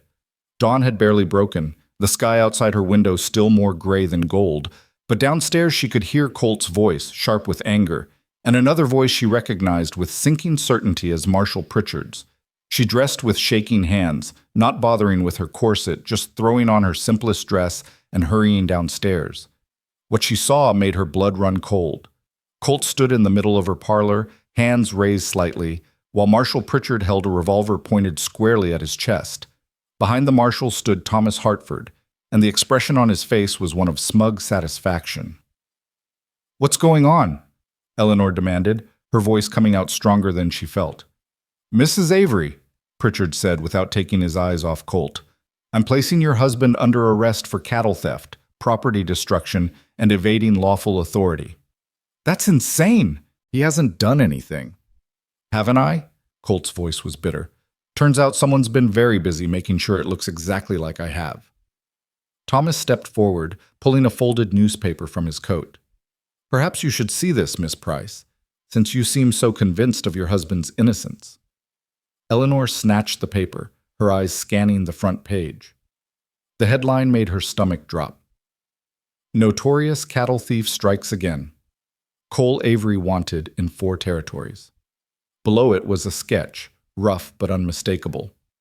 It could have been Colt, or it could have been any number of men with similar features. But what caught Eleanor's attention was the description. Scar above left eyebrow, approximately 6 feet tall, rides a bay gelding. That's not proof, Eleanor said, but her voice wavered. Lots of men have scars. Lots of men ride bay horses. Perhaps, Pritchard agreed. But when I wired the authorities in Deadwood, they confirmed that a man matching your husband's description was seen in the area the night before a major theft. And when I checked with the train station here in Dakota Junction, the station master remembered him arriving with saddlebags that seemed unusually heavy. Because they were full of my clothes and personal belongings. Colt's hands curled into fists. This is a setup, Eleanor. Someone's framing me. Or you're exactly what you appear to be, Thomas said smoothly. A criminal using a false marriage to hide from the law. Tell me, Miss Price, did your husband happen to mention his prison record before you married him? Eleanor's silence was answer enough. She saw something flicker in Thomas's eyes, triumph mixed with what might have been genuine concern. He's been using you, Thomas continued, his voice almost gentle now. Can't you see that? He needed a respectable cover, a reason to stay in one place while the law looked elsewhere. What better cover than a wife who's too naive to question him? That's not true, Eleanor said, but doubt crept into her voice despite her best efforts. She looked at Colt, searching his face for reassurance, but what she saw there made her heart sink. Guilt. Not the guilt of a criminal, but the guilt of a man who knew he'd brought danger to someone he cared about. Eleanor, listen to me, Colt said urgently. I know how this looks. I know what you're thinking, but I swear to you, on everything I hold sacred, I did not steal those cattle. I did not commit those crimes. Someone is setting me up. Who? Pritchard asked. Give me a name. Give me something to investigate besides the mounting evidence against you. Colt's jaw tightened. I don't know who, but think about it. Why would I use my real name if I was committing crimes? Why would I stay in one place, get married, make myself easy to find? That doesn't make any sense. Unless you're arrogant, Thomas suggested. Unless you thought you were clever enough to hide in plain sight. Or unless I'm telling the truth and someone else is using a name similar to mine to throw off suspicion. Colt turned to Eleanor, desperate now. You know me. You've spent nearly a week with me. Do I seem like a man who's been sneaking off to steal cattle and destroy property? Eleanor wanted to say yes, wanted to defend him with absolute certainty. But the truth was, she didn't know Colt. Not really. She knew he was kind and helpful, that he fixed things and kept his promises, that he kissed like he meant it. But she didn't know where he went when he rode into town, didn't know what he did during the hours they weren't together. She wanted to trust him, but trust was a luxury she'd learned she couldn't afford. I don't know, she whispered, and saw something break in Colt's eyes. Well, I know, Pritchard said. And right now, all the evidence points to you, Mr. Avery. So you're going to come with me peacefully, or we're going to have a problem. Let me get my things, Colt said quietly. I'll accompany you. Pritchard gestured with his revolver toward the door. Mrs. Avery, you'll want to stay here. But Eleanor followed them anyway, watching as Colt gathered his saddlebags from beside the settee. His movements were slow, defeated, and it made Eleanor's chest ache. When he turned back to her, his eyes held 1,000 unspoken words. I'm sorry, he said, for all of this, for dragging you into my mess, for making you care about someone who only brought you trouble. Colt, take care of Dakota for me. He's a good horse. Deserves better than being sold off to pay legal fees. Colt's smile was heartbreaking. And Eleanor? Whatever happens, whatever you hear about me, remember that week we had. Remember that some of it was real. Before Eleanor could respond, Pritchard took Colt's arm and led him toward the door. Thomas followed, pausing only to place a hand on Eleanor's shoulder. You're better off without him, Thomas said quietly. And once this marriage is dissolved due to his criminal activities, We can proceed with our original arrangement. I'm willing to overlook this whole unfortunate incident." Eleanor jerked away from his touch. "Get out of my house." Thomas's expression hardened. "You're making a mistake, Eleanor. That man is going to hang for his crimes, and you're going to be left with nothing. At least with me, you'd have security." "I'd rather have nothing than have you." The words came out with more venom than Eleanor knew she possessed. "Now get out, before I scream loud enough to wake the whole town." For a moment she thought Thomas might argue, but then he shrugged, straightening his spectacles. "Your choice, but don't come crying to me when you lose everything." He left, and Eleanor stood in the sudden silence of her empty house, shaking from head to toe. Through the window, she watched Marshal Pritchard lead Colt down Main Street toward the small jail that served Dakota Junction and the surrounding area. A few early risers were already gathering, drawn by the commotion, and Eleanor could see the speculation in their eyes. This was it, then. The scandal she'd been trying so hard to avoid.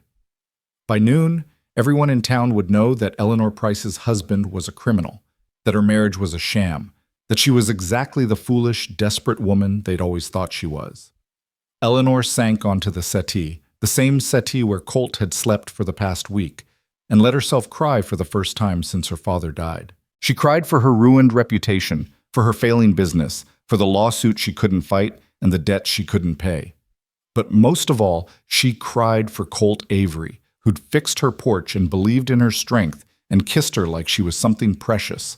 She cried because she still didn't know if he was innocent or guilty, and because part of her didn't care. The sun was fully up when Eleanor finally dried her tears and forced herself to think clearly. Sitting here wallowing wouldn't solve anything. She needed information, needed to understand what was really happening. She needed to talk to someone who understood the law. Reverend Marsh wasn't a lawyer, but he'd performed enough marriages and funerals and arbitrations to have a working knowledge of legal matters. Eleanor found him at the church, preparing for Sunday services even though it was only Thursday. "Eleanor, my dear," he said, genuine concern in his eyes. "I heard about your husband. Terrible business." "Reverend, I need your help." Eleanor didn't bother with pleasantries. "Thomas Hartford is suing me for breach of promise. But I was already married when he arrived. Doesn't that matter?" Reverend Marsh gestured for her to sit in one of the pews. "Normally, yes. A prior marriage would be absolute grounds to dismiss such a suit. However," he hesitated, choosing his words carefully, "if your marriage to Mr. Avery is found to be fraudulent in any way, or if it's dissolved due to his criminal activities, then Hartford's suit would proceed as if the marriage never existed." Eleanor's stomach sank. "So if Colt is convicted, then legally you were never truly married. Hartford could argue that you entered into the marriage knowing it wouldn't last, specifically to avoid honoring your commitment to him." Reverend Marsh patted her hand sympathetically. "I'm sorry, my dear. I wish I had better news." Eleanor left the church feeling worse than when she'd arrived. Every path forward seemed to lead to disaster. If Colt was convicted, she'd lose her defense against Hartford's suit and probably lose everything. If Colt was somehow cleared, she'd still be married to a man the whole town now suspected of being a criminal, which would destroy her reputation just as thoroughly. She was trapped, with no good options and no way out. As Eleanor walked back toward her house, she saw a familiar figure waiting on her porch. Sally Henderson, clutching a basket and looking nervous. "Mrs. Avery," Sally said hesitantly, "I hope you don't mind my stopping by. I wanted to bring you some bread. Thought you might not feel like cooking today." The kindness made Eleanor's throat tight. "Thank you, Sally. That's very thoughtful. I also wanted to say," Sally twisted the basket handle in her hands, "I don't believe what they're saying about your husband. Mr. Avery seemed like a good man. Kind. My mother says you can always tell a man's character by how he treats people who can't do anything for him. And he was always polite to me even though I'm nobody important." "You are important, Sally." Eleanor took the basket, genuinely moved. "And thank you for saying that about Colt. It means more than you know." After Sally left, Eleanor went inside and forced herself to eat some of the bread, even though it tasted like dust in her mouth. She needed to keep her strength up, needed to think clearly. There had to be something she could do, some way to prove Colt's innocence, or at least raise enough doubt to get the charges dropped. She was still trying to formulate a plan when another knock came at her door. This time it was Mrs. Calloway, but her usual cheerful expression was replaced with something harder. "Eleanor, dear, I think we need to have a frank conversation." Eleanor invited her in, bracing herself for judgment. "I've been talking with the other ladies in town," Mrs. Calloway began, settling onto the settee with the air of someone delivering difficult news. "And we're all quite concerned about your situation. This marriage of yours, it seems it wasn't quite what you led us to believe." "I never lied about anything," Eleanor said defensively. "Perhaps not outright, but you certainly didn't mention that your husband was a criminal on the run from the law." Mrs. Calloway's expression was stern. "That kind of deception reflects poorly on you, dear, and on all of us who vouched for you and welcomed you into respectable society. Colt isn't a criminal. He's being framed. So he says, but the marshal seems quite convinced of his guilt." Mrs. Calloway stood, smoothing her skirts. "I'm sorry, Eleanor, but until this matter is resolved, I think it would be best if you didn't attend church services or social gatherings. Your presence would be awkward." The word stung like a slap. "You're shunning me. We're protecting our reputations. Surely you understand." Mrs. Calloway moved toward the door, then paused. "For what it's worth, I do feel sorry for you.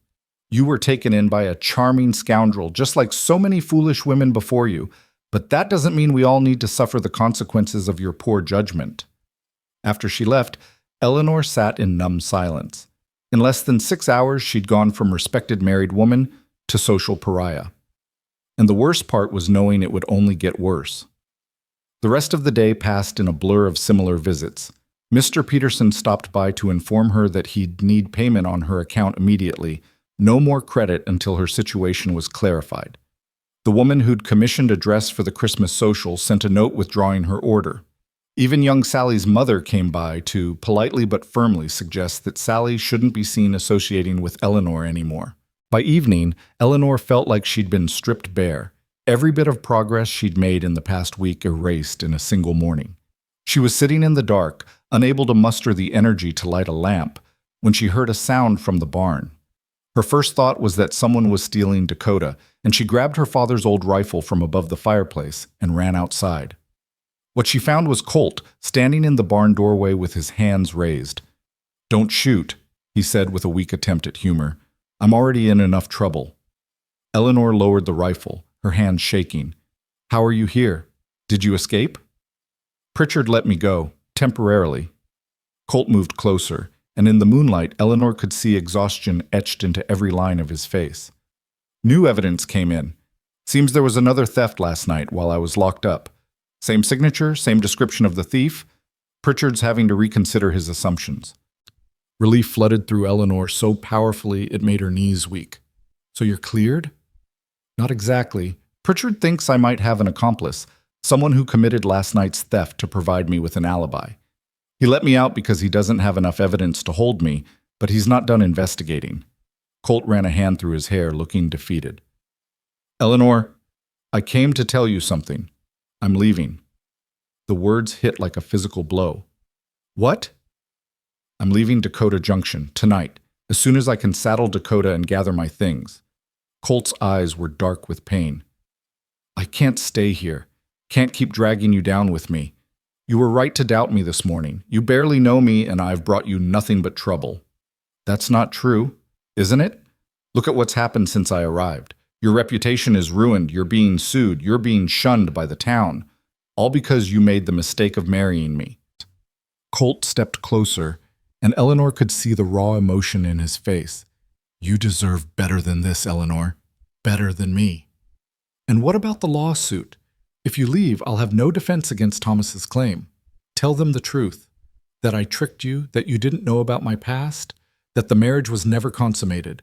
Get an annulment on grounds of fraud. It'll be messy, but you'll survive it." Colt's voice cracked. "You're stronger than you think you are." Eleanor stared at him, her mind reeling. After everything they'd been through, after the kiss they'd shared and the promises they'd made, he was just going to run? "You're a coward," she said quietly. Colt flinched like she'd struck him. "What?" "You heard me. You're a coward." Eleanor's voice grew stronger, fueled by anger and hurt and desperate fear. 3 years ago, you made a hard choice and you paid for it. You went to prison, you served your time, you rebuilt your life. You told me that took strength, that it took courage. But now, when things get difficult, you're running away. I'm trying to protect you. I don't need your protection. I need you to stay and fight. Eleanor grabbed his shirt, holding on tight. Do you think leaving will solve anything? The damage is already done. Whether you're here or not, I'm still the woman who married a suspected criminal. I'm still being sued. I'm still facing ruin. The only difference is whether I face it alone or with someone beside me. Colt covered her hands with his, and Eleanor felt them trembling. Eleanor, if I stay, it's only going to get worse. Pritchard is convinced I'm guilty. Even if he can't prove it now, he'll keep looking, and Hartford will use that against you in court. Then let him! Eleanor pulled Colt closer, rising up on her toes so she could look him directly in the eyes. I would rather fight and lose with you than win by betraying you, because that's what it would be, a betrayal. Of you, of myself, of everything we've built this week. We've built a fantasy based on a mistake. No, Eleanor said fiercely. We've built something real out of an accident. There's a difference. That first day, yes, it was a mistake. But every day since, every choice we've made to stay, to help each other, to care about each other, those weren't mistakes. Those were choices. Eleanor, I love you, she said, the words bursting out before she could stop them. I know it's insane. I know it doesn't make any sense. We've known each other less than a week, and most of that week has been built on lies and misunderstandings. But somewhere in the middle of all that chaos, I fell in love with you, with your kindness and your strength and the way you look at me like I'm worth something. So don't you dare run away now. Don't you dare take the coward's way out and leave me to face this alone. Colt stared at her, his eyes wide with shock and something that might have been wonder. You love me? Yes. You stubborn, secretive, frustratingly noble man. I love you, Eleanor's voice broke. And I think you love me too, even if you're too scared to admit it. For a long moment, Colt didn't move, didn't speak. Then slowly, he pulled Eleanor into his arms, holding her so tightly she could barely breathe. You're right, he whispered into her hair. I am scared, terrified actually, because I do love you, Eleanor Price Avery. I loved you when you stood on that platform looking nervous and hopeful. I loved you when you kissed me at the altar like you were taking a leap of faith. I loved you when you defended me to Hartford and Pritchard, even when you had every reason to doubt me. He pulled back just enough to frame her face with his hands. I love you so much it scares the hell out of me, because everyone I've ever loved has left me. My brother, my parents, everyone. And I thought if I left first, it would hurt less. Would it? Eleanor asked softly. No, Colt admitted. It would destroy me. Then stay. Eleanor pressed her forehead to his. Stay and fight with me. We'll face Hartford together. We'll prove your innocence together. And if we fail, if we lose everything, at least we'll have each other. That's not much of a consolation. It's everything. Eleanor kissed him, pouring all her fear and hope and desperate love into it. You're everything. Colt kissed her back with an intensity that made Eleanor's head spin. This wasn't like their previous kisses, tentative and questioning. This was definitive, a claiming and a promise, and a choice all at once. When they finally broke apart, both breathing hard, Colt rested his forehead against hers. All right, I'll stay. But Eleanor, you need to know, if Pritchard arrests me again, if this goes to trial and I'm convicted, there's a good chance I'll hang. Cattle theft is a hanging offense in most territories. The word sent ice through Eleanor's veins, but she forced herself to be brave. Then we'll make sure that doesn't happen. And how do we do that? I don't know yet, but we'll figure it out. Eleanor took Colt's hand, lacing her fingers through his. Together. They stood there in the barn, holding each other as the night deepened around them, trying to believe that love and determination would be enough to save them from the forces arrayed against them. Neither of them saw Thomas Hartford watching from the shadows at the edge of Eleanor's property, his expression unreadable. Neither of them knew that he'd heard every word of their conversation, or that he was already formulating a new plan, and neither of them suspected that the real Cole Avery, the cattle thief Marshall Pritchard had been hunting, was closer than they imagined, watching and waiting for the perfect moment to strike. The night was cold, and inside Eleanor's small house, she and Colt finally gave in to the feelings they'd been fighting since that first accidental kiss. They made love slowly, carefully, as if they were both afraid the other might disappear if they moved too fast. Afterward, lying tangled together in Eleanor's small bed, Colt traced patterns on her skin and told her stories about his childhood, about his brother Sam, about the dreams he'd had before prison had taught him to stop dreaming. Eleanor told him about her father, about the weight of his debts and the loneliness of the past 3 years. She told him about the woman she'd been before desperation had made her hard, about the hopes she'd buried because they hurt too much to carry. "I wanted to be a designer," she admitted quietly. "Not just a seamstress doing alterations and mending. I wanted to create beautiful things, original things. My father used to say I had an artist's soul." You still do, Colt said, kissing her temple. "I've seen your work, Eleanor. Those dresses you make are art. Art doesn't pay the bills." "Maybe it should." Colt pulled her closer. "When this is all over, when we've beaten Hartford and cleared my name, maybe we could go somewhere new. Somewhere nobody knows us. You could design dresses. I could work with horses. We could start fresh." It was a beautiful dream, and Eleanor let herself believe in it for just a moment. A life where she wasn't defined by her debts and Colt wasn't haunted by his past. A life where they were just two people who loved each other, building something real. But dreams didn't change reality, and reality came crashing back with the dawn. Eleanor woke to shouting and the sound of breaking glass. She bolted upright, Colt already halfway out of bed and reaching for his gun belt. "Stay here," he commanded, but Eleanor ignored him, grabbing her dressing gown and following him downstairs. The front window of her shop had been shattered, glass littering the floor, and painted across her wall in crude red letters were the words, "Criminals Whore." Eleanor's hands flew to her mouth, horror and shame washing over her in equal measure. Beside her, Colt's face had gone dangerously still. "Who did this?" he asked, his voice deadly quiet. "Does it matter?" Eleanor's voice shook. "This is what the town thinks of me now. Of us." Before Colt could respond, they heard the sound of hoofbeats. Through the broken window, they saw Marshal Pritchard riding up with 3 other men. Behind them, a crowd was gathering. It seemed like half the town had turned out, drawn by the commotion. Pritchard dismounted, his expression grim. "Mr. Avery, I need you to come with me." "What now?" Colt demanded. "You said I was free to go." "That was before this." Pritchard held up a leather saddlebag, and Eleanor's blood ran cold as she recognized it. It was similar to Colt's, but not quite the same. "We found this hidden in your barn, Mr. Avery. Care to explain why it's full of stolen property and money from the Deadwood bank robbery last week?" "That's not mine," Colt said flatly. "I've never seen that bag before." "Funny, because it has your initials burned into the leather, C.A." Pritchard's expression was hard. "Colt Avery. Or should I say Cole Avery? Seems you've been playing a dangerous game using both names to throw us off your trail." "Someone planted that in my barn!" Colt's hands clenched into fists. "Can't you see what's happening? Someone is framing me." "Or you're finally caught," Pritchard gestured to his deputies. "Take him." As the deputies moved forward, Colt's hand went to his gun.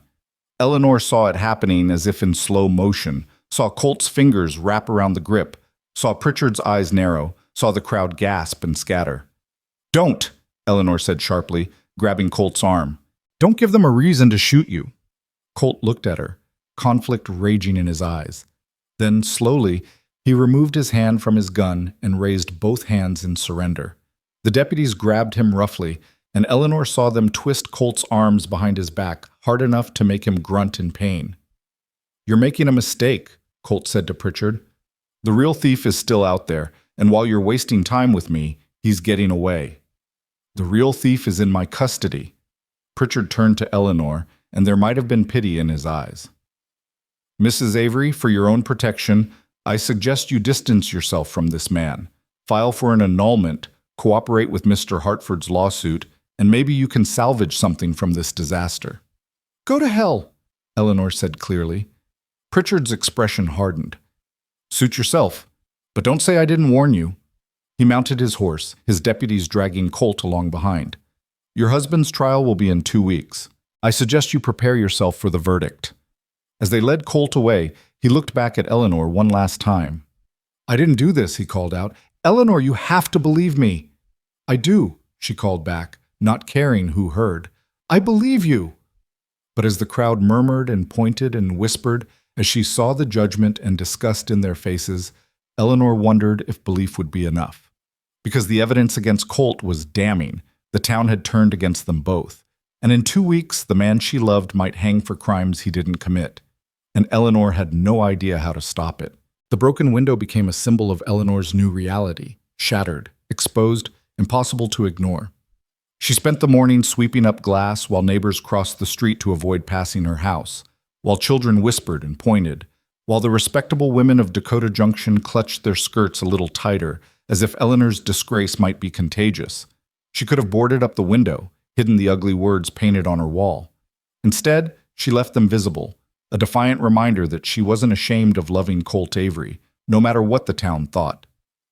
By afternoon, Thomas Hartford appeared at her door, his expression carefully arranged into something resembling concern. Eleanor, I've been thinking about your situation, he began without preamble, and I'm prepared to make you an offer. I don't want anything from you. Hear me out.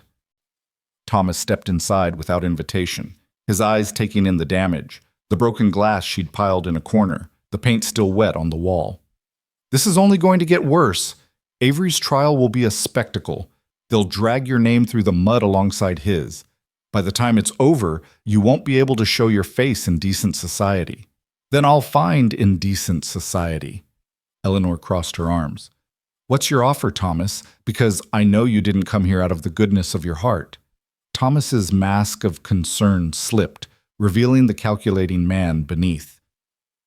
I'll drop the lawsuit and provide you with a modest settlement, enough to pay your debts and start fresh somewhere else. In exchange, you testify against Avery at his trial. Eleanor's stomach turned. Testify against him? What could I possibly say? The truth. That he was evasive about his past, that he had unexplained absences, that the saddlebag found in your barn could have been his. You don't have to lie. Just present the facts in a way that supports the prosecution's case. Thomas moved closer, his voice dropping to something almost kind. Eleanor, this man has destroyed your life. Why protect him? Because I love him, Eleanor said simply, and because he's innocent. Love. Thomas spat the word like a curse. Love is what foolish girls feel for handsome strangers. You're a grown woman, Eleanor. Act like one. Take my offer and save yourself before it's too late. Get out. You're making a mistake. I said get out. Eleanor's voice rose to a shout. I would rather lose everything than betray the man I love. So take your offer and your lawsuit and your false concern and get the hell out of my house. Thomas's expression hardened into something ugly. Fine. But when Avery hangs and you're left with nothing, don't come begging to me for help. You've made your choice, Eleanor. Now you'll live with the consequences. After he left, Eleanor sank onto her settee and allowed herself exactly 5 minutes of despair. 5 minutes to feel the weight of her impossible situation, to acknowledge the fear that Thomas was right, that she was destroying herself for a man who might be guilty after all. Then she dried her eyes, straightened her spine, and got to work. If no one else would fight for Colt's innocence, then she would have to do it herself.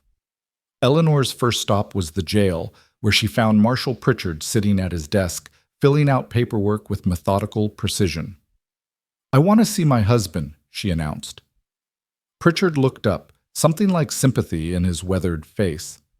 Mrs. Avery, I don't think that's a good idea. I don't care what you think. I have a legal right to see him.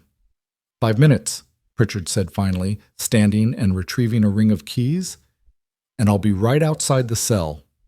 Colt was in the last cell, sitting on a narrow cot with his head in his hands. When he heard footsteps, he looked up, and Eleanor's heart broke at the exhaustion and defeat in his eyes. Eleanor, he breathed, you shouldn't be here. Where else would I be? She gripped the bars separating them, wishing she could touch him. How are you holding up? Been better. Colt moved to the bars, covering her hands with his. Eleanor, listen to me. You need to distance yourself from this. File for an annulment, cooperate with Hartford, save yourself while you still can. I'm not going to do that. Damn it, Eleanor. I'm not giving up on you, Colt, so stop asking me to. Eleanor squeezed his hands tightly. Now tell me everything you know about this saddlebag they found. Have you ever seen it before? Colt shook his head. Never. Someone planted it in your barn, probably the same night they painted that message on your wall. They're trying to make sure I hang. Who would do that? Who benefits from you being convicted? The real thief, obviously. As long as everyone thinks I'm Cole Avery, the real Cole Avery can keep operating. Colt's jaw tightened. But I've been thinking about it, and there's something that doesn't add up. The real thief has been active for months, hitting ranches and banks all over this territory. Why suddenly start framing someone? Why take that risk? Eleanor's mind raced. Unless you being here threatened him somehow. Unless there's a reason he needs you specifically to take the fall. Time's up, Pritchard called from the doorway. Wait, just one more minute. Eleanor started, but the marshal was already moving toward them. Rules are rules, Mrs. Avery. Come back tomorrow if you want. Colt caught Eleanor's hand through the bars. Be careful. Whoever's behind this, they're dangerous.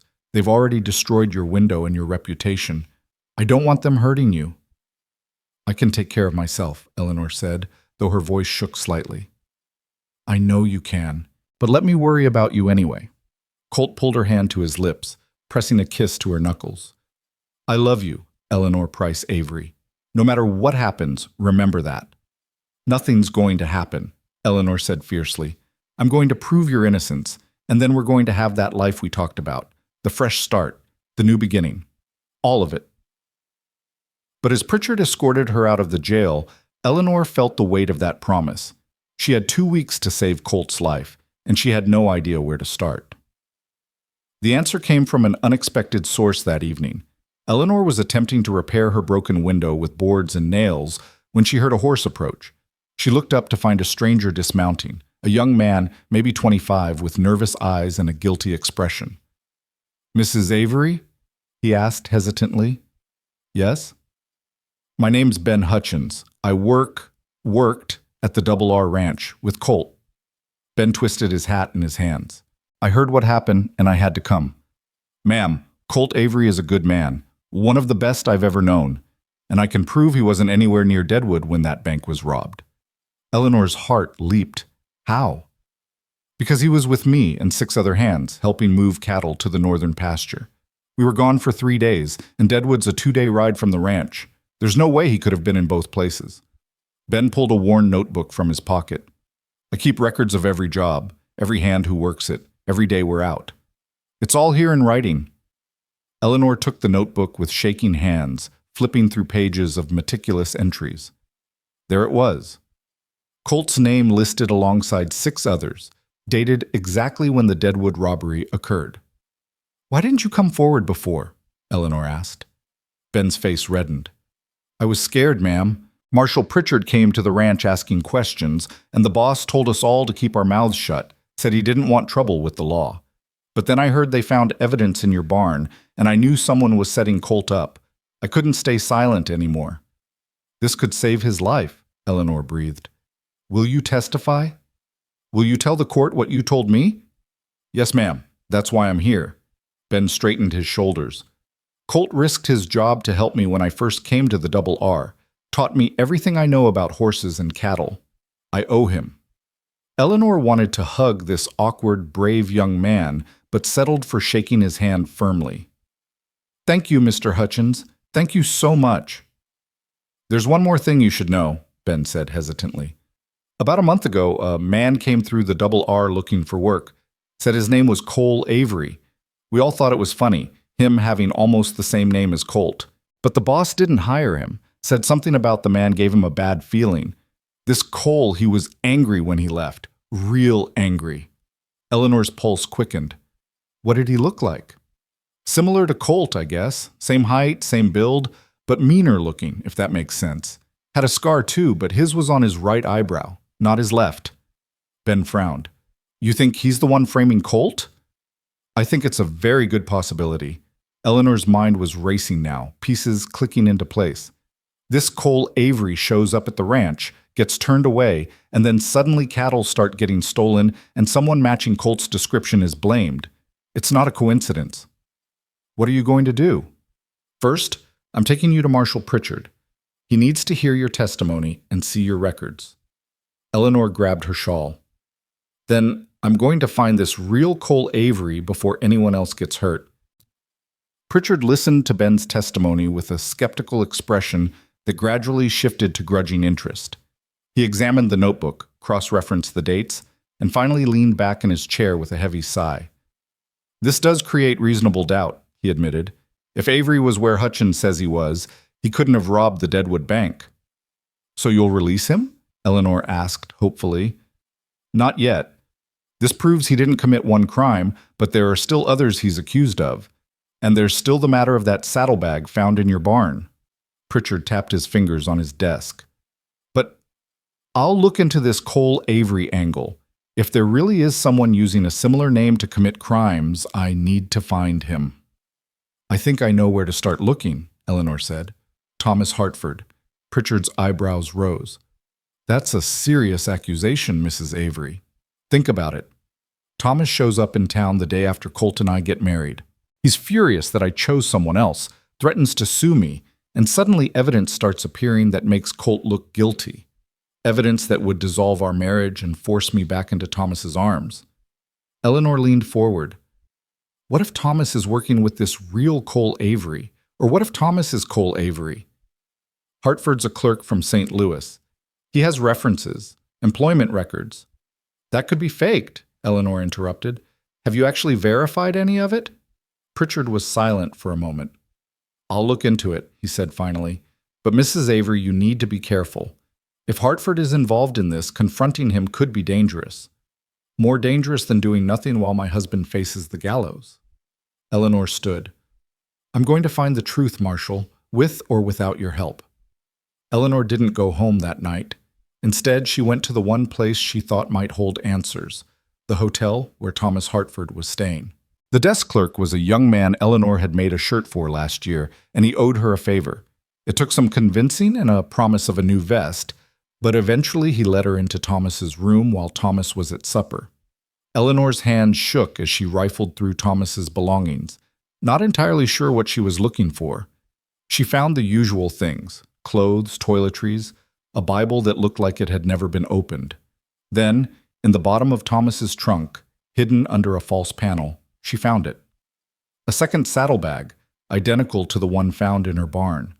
And inside it, a collection of items that made Eleanor's blood run cold: banknotes from 3 different banks, jewelry that looked like it had been stolen, and a leather-bound journal filled with meticulous notes about robberies, about times and places, and amounts stolen.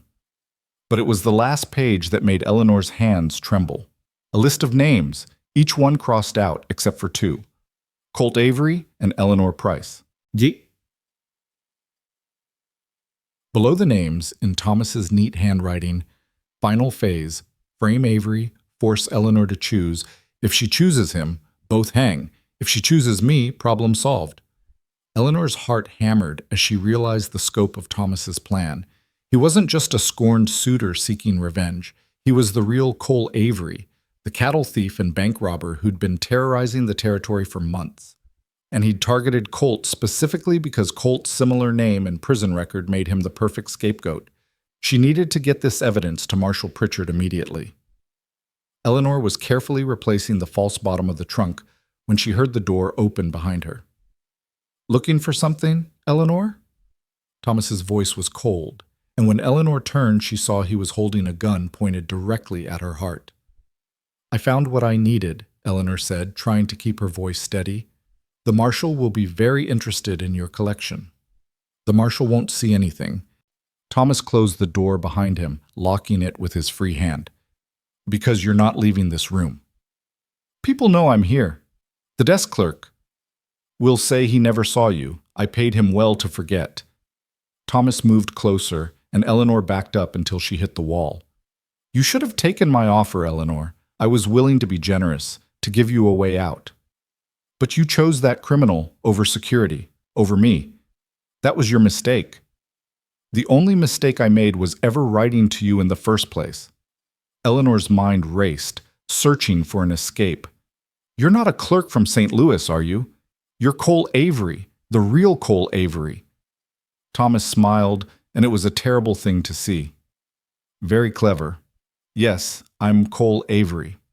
Or I was, until I decided that name had become too dangerous. When I heard about a man named Colt Avery working up north, it seemed like Providence. Same name, same build, already had a criminal record. All I had to do was commit a few crimes near where he'd been, and everyone would assume he was their man. But why target me? Why come all the way to Dakota Junction? Because I needed a reason to be here, a legitimate reason that wouldn't raise suspicion. Your advertisement for a mail-order husband was perfect. William Hartford was a real person, a clerk I knew in St. Louis who died of influenza last winter. I took his identity, his papers, his letters of reference. No one questioned it. Thomas's expression hardened. I came here planning to marry you, establish myself as a respectable citizen, and use Dakota Junction as a base for my operations. But then you married Avery instead, and I had to adjust my plans. You framed him. I simply helped the evidence point to the obvious conclusion. Colt Avery was already a criminal. Making him look like Cole Avery wasn't difficult. Thomas gestured with his gun toward the bed. Sit down. We're going to wait here until after midnight, and then we're going to take a little trip. I'm not going anywhere with you. You don't have a choice. Thomas's finger tightened on the trigger. Sit. Down. Eleanor sat, her mind working frantically. She needed to stall, needed to find a way to escape or signal for help. If you kill me, everyone will know you did it. You'll never get away with it. Who said anything about killing you? Though I suppose that depends on how cooperative you are. Thomas pulled a length of rope from his coat pocket. Hold out your hands. No. Thomas moved with surprising speed, grabbing Eleanor's wrists and forcing them together. She fought, kicking and struggling, but he was stronger and had the advantage of the gun pressed against her ribs. Stop fighting, or I'll shoot you right here and deal with the consequences, Thomas hissed. Eleanor went still, and Thomas quickly bound her wrists. Then he gagged her with a handkerchief and pushed her down onto the bed. Much better. Thomas checked his pocket watch. 4 hours until midnight. Try to get comfortable, Eleanor. We have a long night ahead of us. Eleanor's mind raced as she lay there, bound and helpless. No one knew where she was. Ben Hutchins had left town, and Marshal Pritchard wasn't taking her suspicions seriously. By the time anyone realized she was missing, Thomas could have taken her anywhere, done anything. But then Eleanor remembered something. The broken window at her house, still unrepaired. The pile of glass in the corner. The ugly words on the wall that she'd left visible as an act of defiance. Colt would know something was wrong when she didn't visit him tomorrow. He would raise alarm, would push Pritchard to investigate. And when they came looking for her, they'd search Thomas's room. If she could just leave them something to find, some sign that she'd been here. Eleanor's eyes fell on the journal still sitting on top of the trunk. If she could somehow knock it to the floor, make it visible, it might be enough. She waited until Thomas was distracted, checking the window to make sure the street was clear. Then she rolled, deliberately falling off the bed with a heavy thud that sent her crashing into the trunk. What the hell? Thomas spun around and Eleanor saw his expression change as the journal tumbled from the trunk, pages scattering across the floor. For a moment, they both stared at the evidence now spread across the room. The meticulous notes, the damning confessions, all the proof needed to hang Cole Avery for his crimes. Then Thomas lunged for the papers, and Eleanor threw herself forward, kicking them further away even as Thomas grabbed her ankle and dragged her back. You stupid bitch! Thomas raised his hand to strike her, and Eleanor braced herself for the blow. It never came. The door exploded inward with a crash, and suddenly the room was full of people. Marshal Pritchard, 2 deputies, and behind them, impossibly, Colt Avery. Thomas grabbed for his gun, but Colt was faster, crossing the room in 3 strides and slamming into Thomas with enough force to send them both crashing into the wall. The gun went flying, and Colt's fist connected with Thomas's jaw with a satisfying crack. That's for threatening my wife, Colt growled, hauling Thomas up only to hit him again. And that's for putting your hands on her. Avery, that's enough. Pritchard pulled Colt back while his deputies secured Thomas, who was dazed and bleeding from a split lip. Colt immediately turned to Eleanor, gently removing her gag and untying her wrists. "Are you all right? Did he hurt you?" "I'm fine," Eleanor managed, though her voice shook. "How did you find me?" "Ben Hutchins came back. Said he was worried about you going after Hartford alone, so he went to the jail and convinced Pritchard to release me temporarily." Colt pulled Eleanor into his arms, holding her like he'd never let go. "When we got to your house and you weren't there, we started searching. The desk clerk finally admitted Hartford had paid him to forget seeing you." Pritchard was examining the scattered papers, his expression growing darker by the moment. "Well, well, looks like Mrs. Avery was right about you, Hartford. Or should I say Avery? Cole Avery?" Thomas spat blood onto the floor. "You can't prove anything. This journal says otherwise. You've documented every crime you committed for the past 6 months." Pritchard held up a page covered in Thomas's handwriting. "You're going to hang for this, Hartford, not Colt Avery. You." As the deputies dragged Thomas away, still protesting his innocence, Eleanor sagged against Colt, the adrenaline draining away and leaving her shaking. "It's over," Colt murmured into her hair. "It's finally over."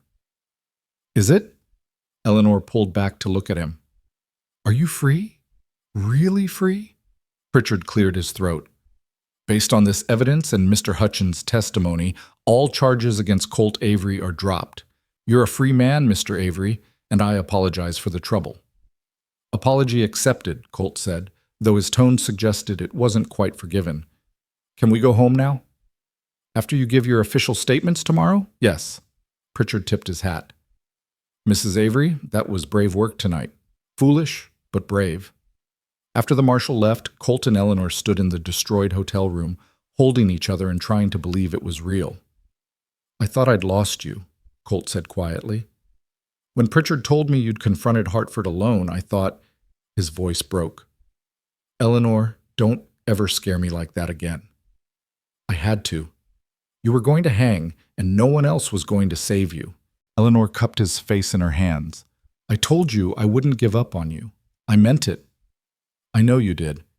And I love you for it, even if it did take 10 years off my life." Colt kissed her forehead, her cheeks, finally her lips. "Let's go home."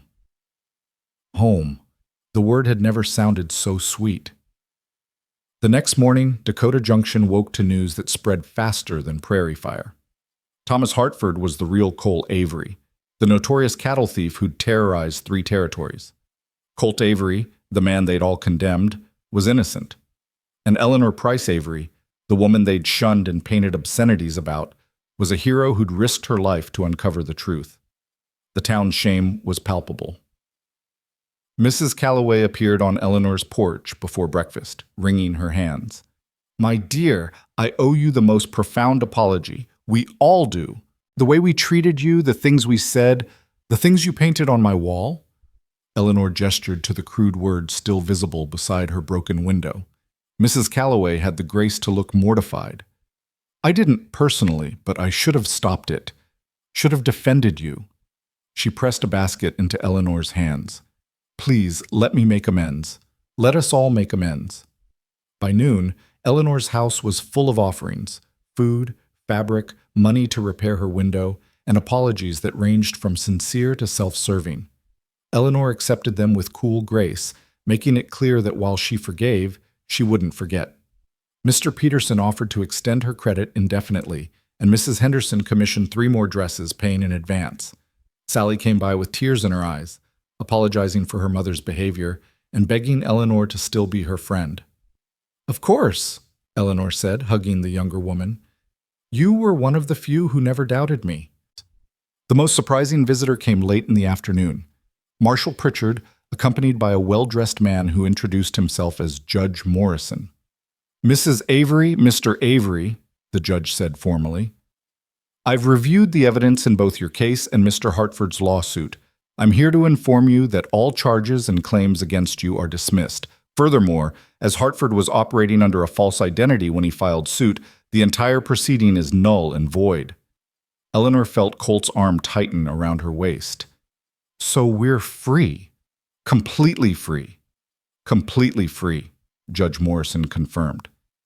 In fact, given the exceptional circumstances and the hardship you've endured, the territorial government is prepared to offer compensation for your troubles. $500, to be paid immediately. $500.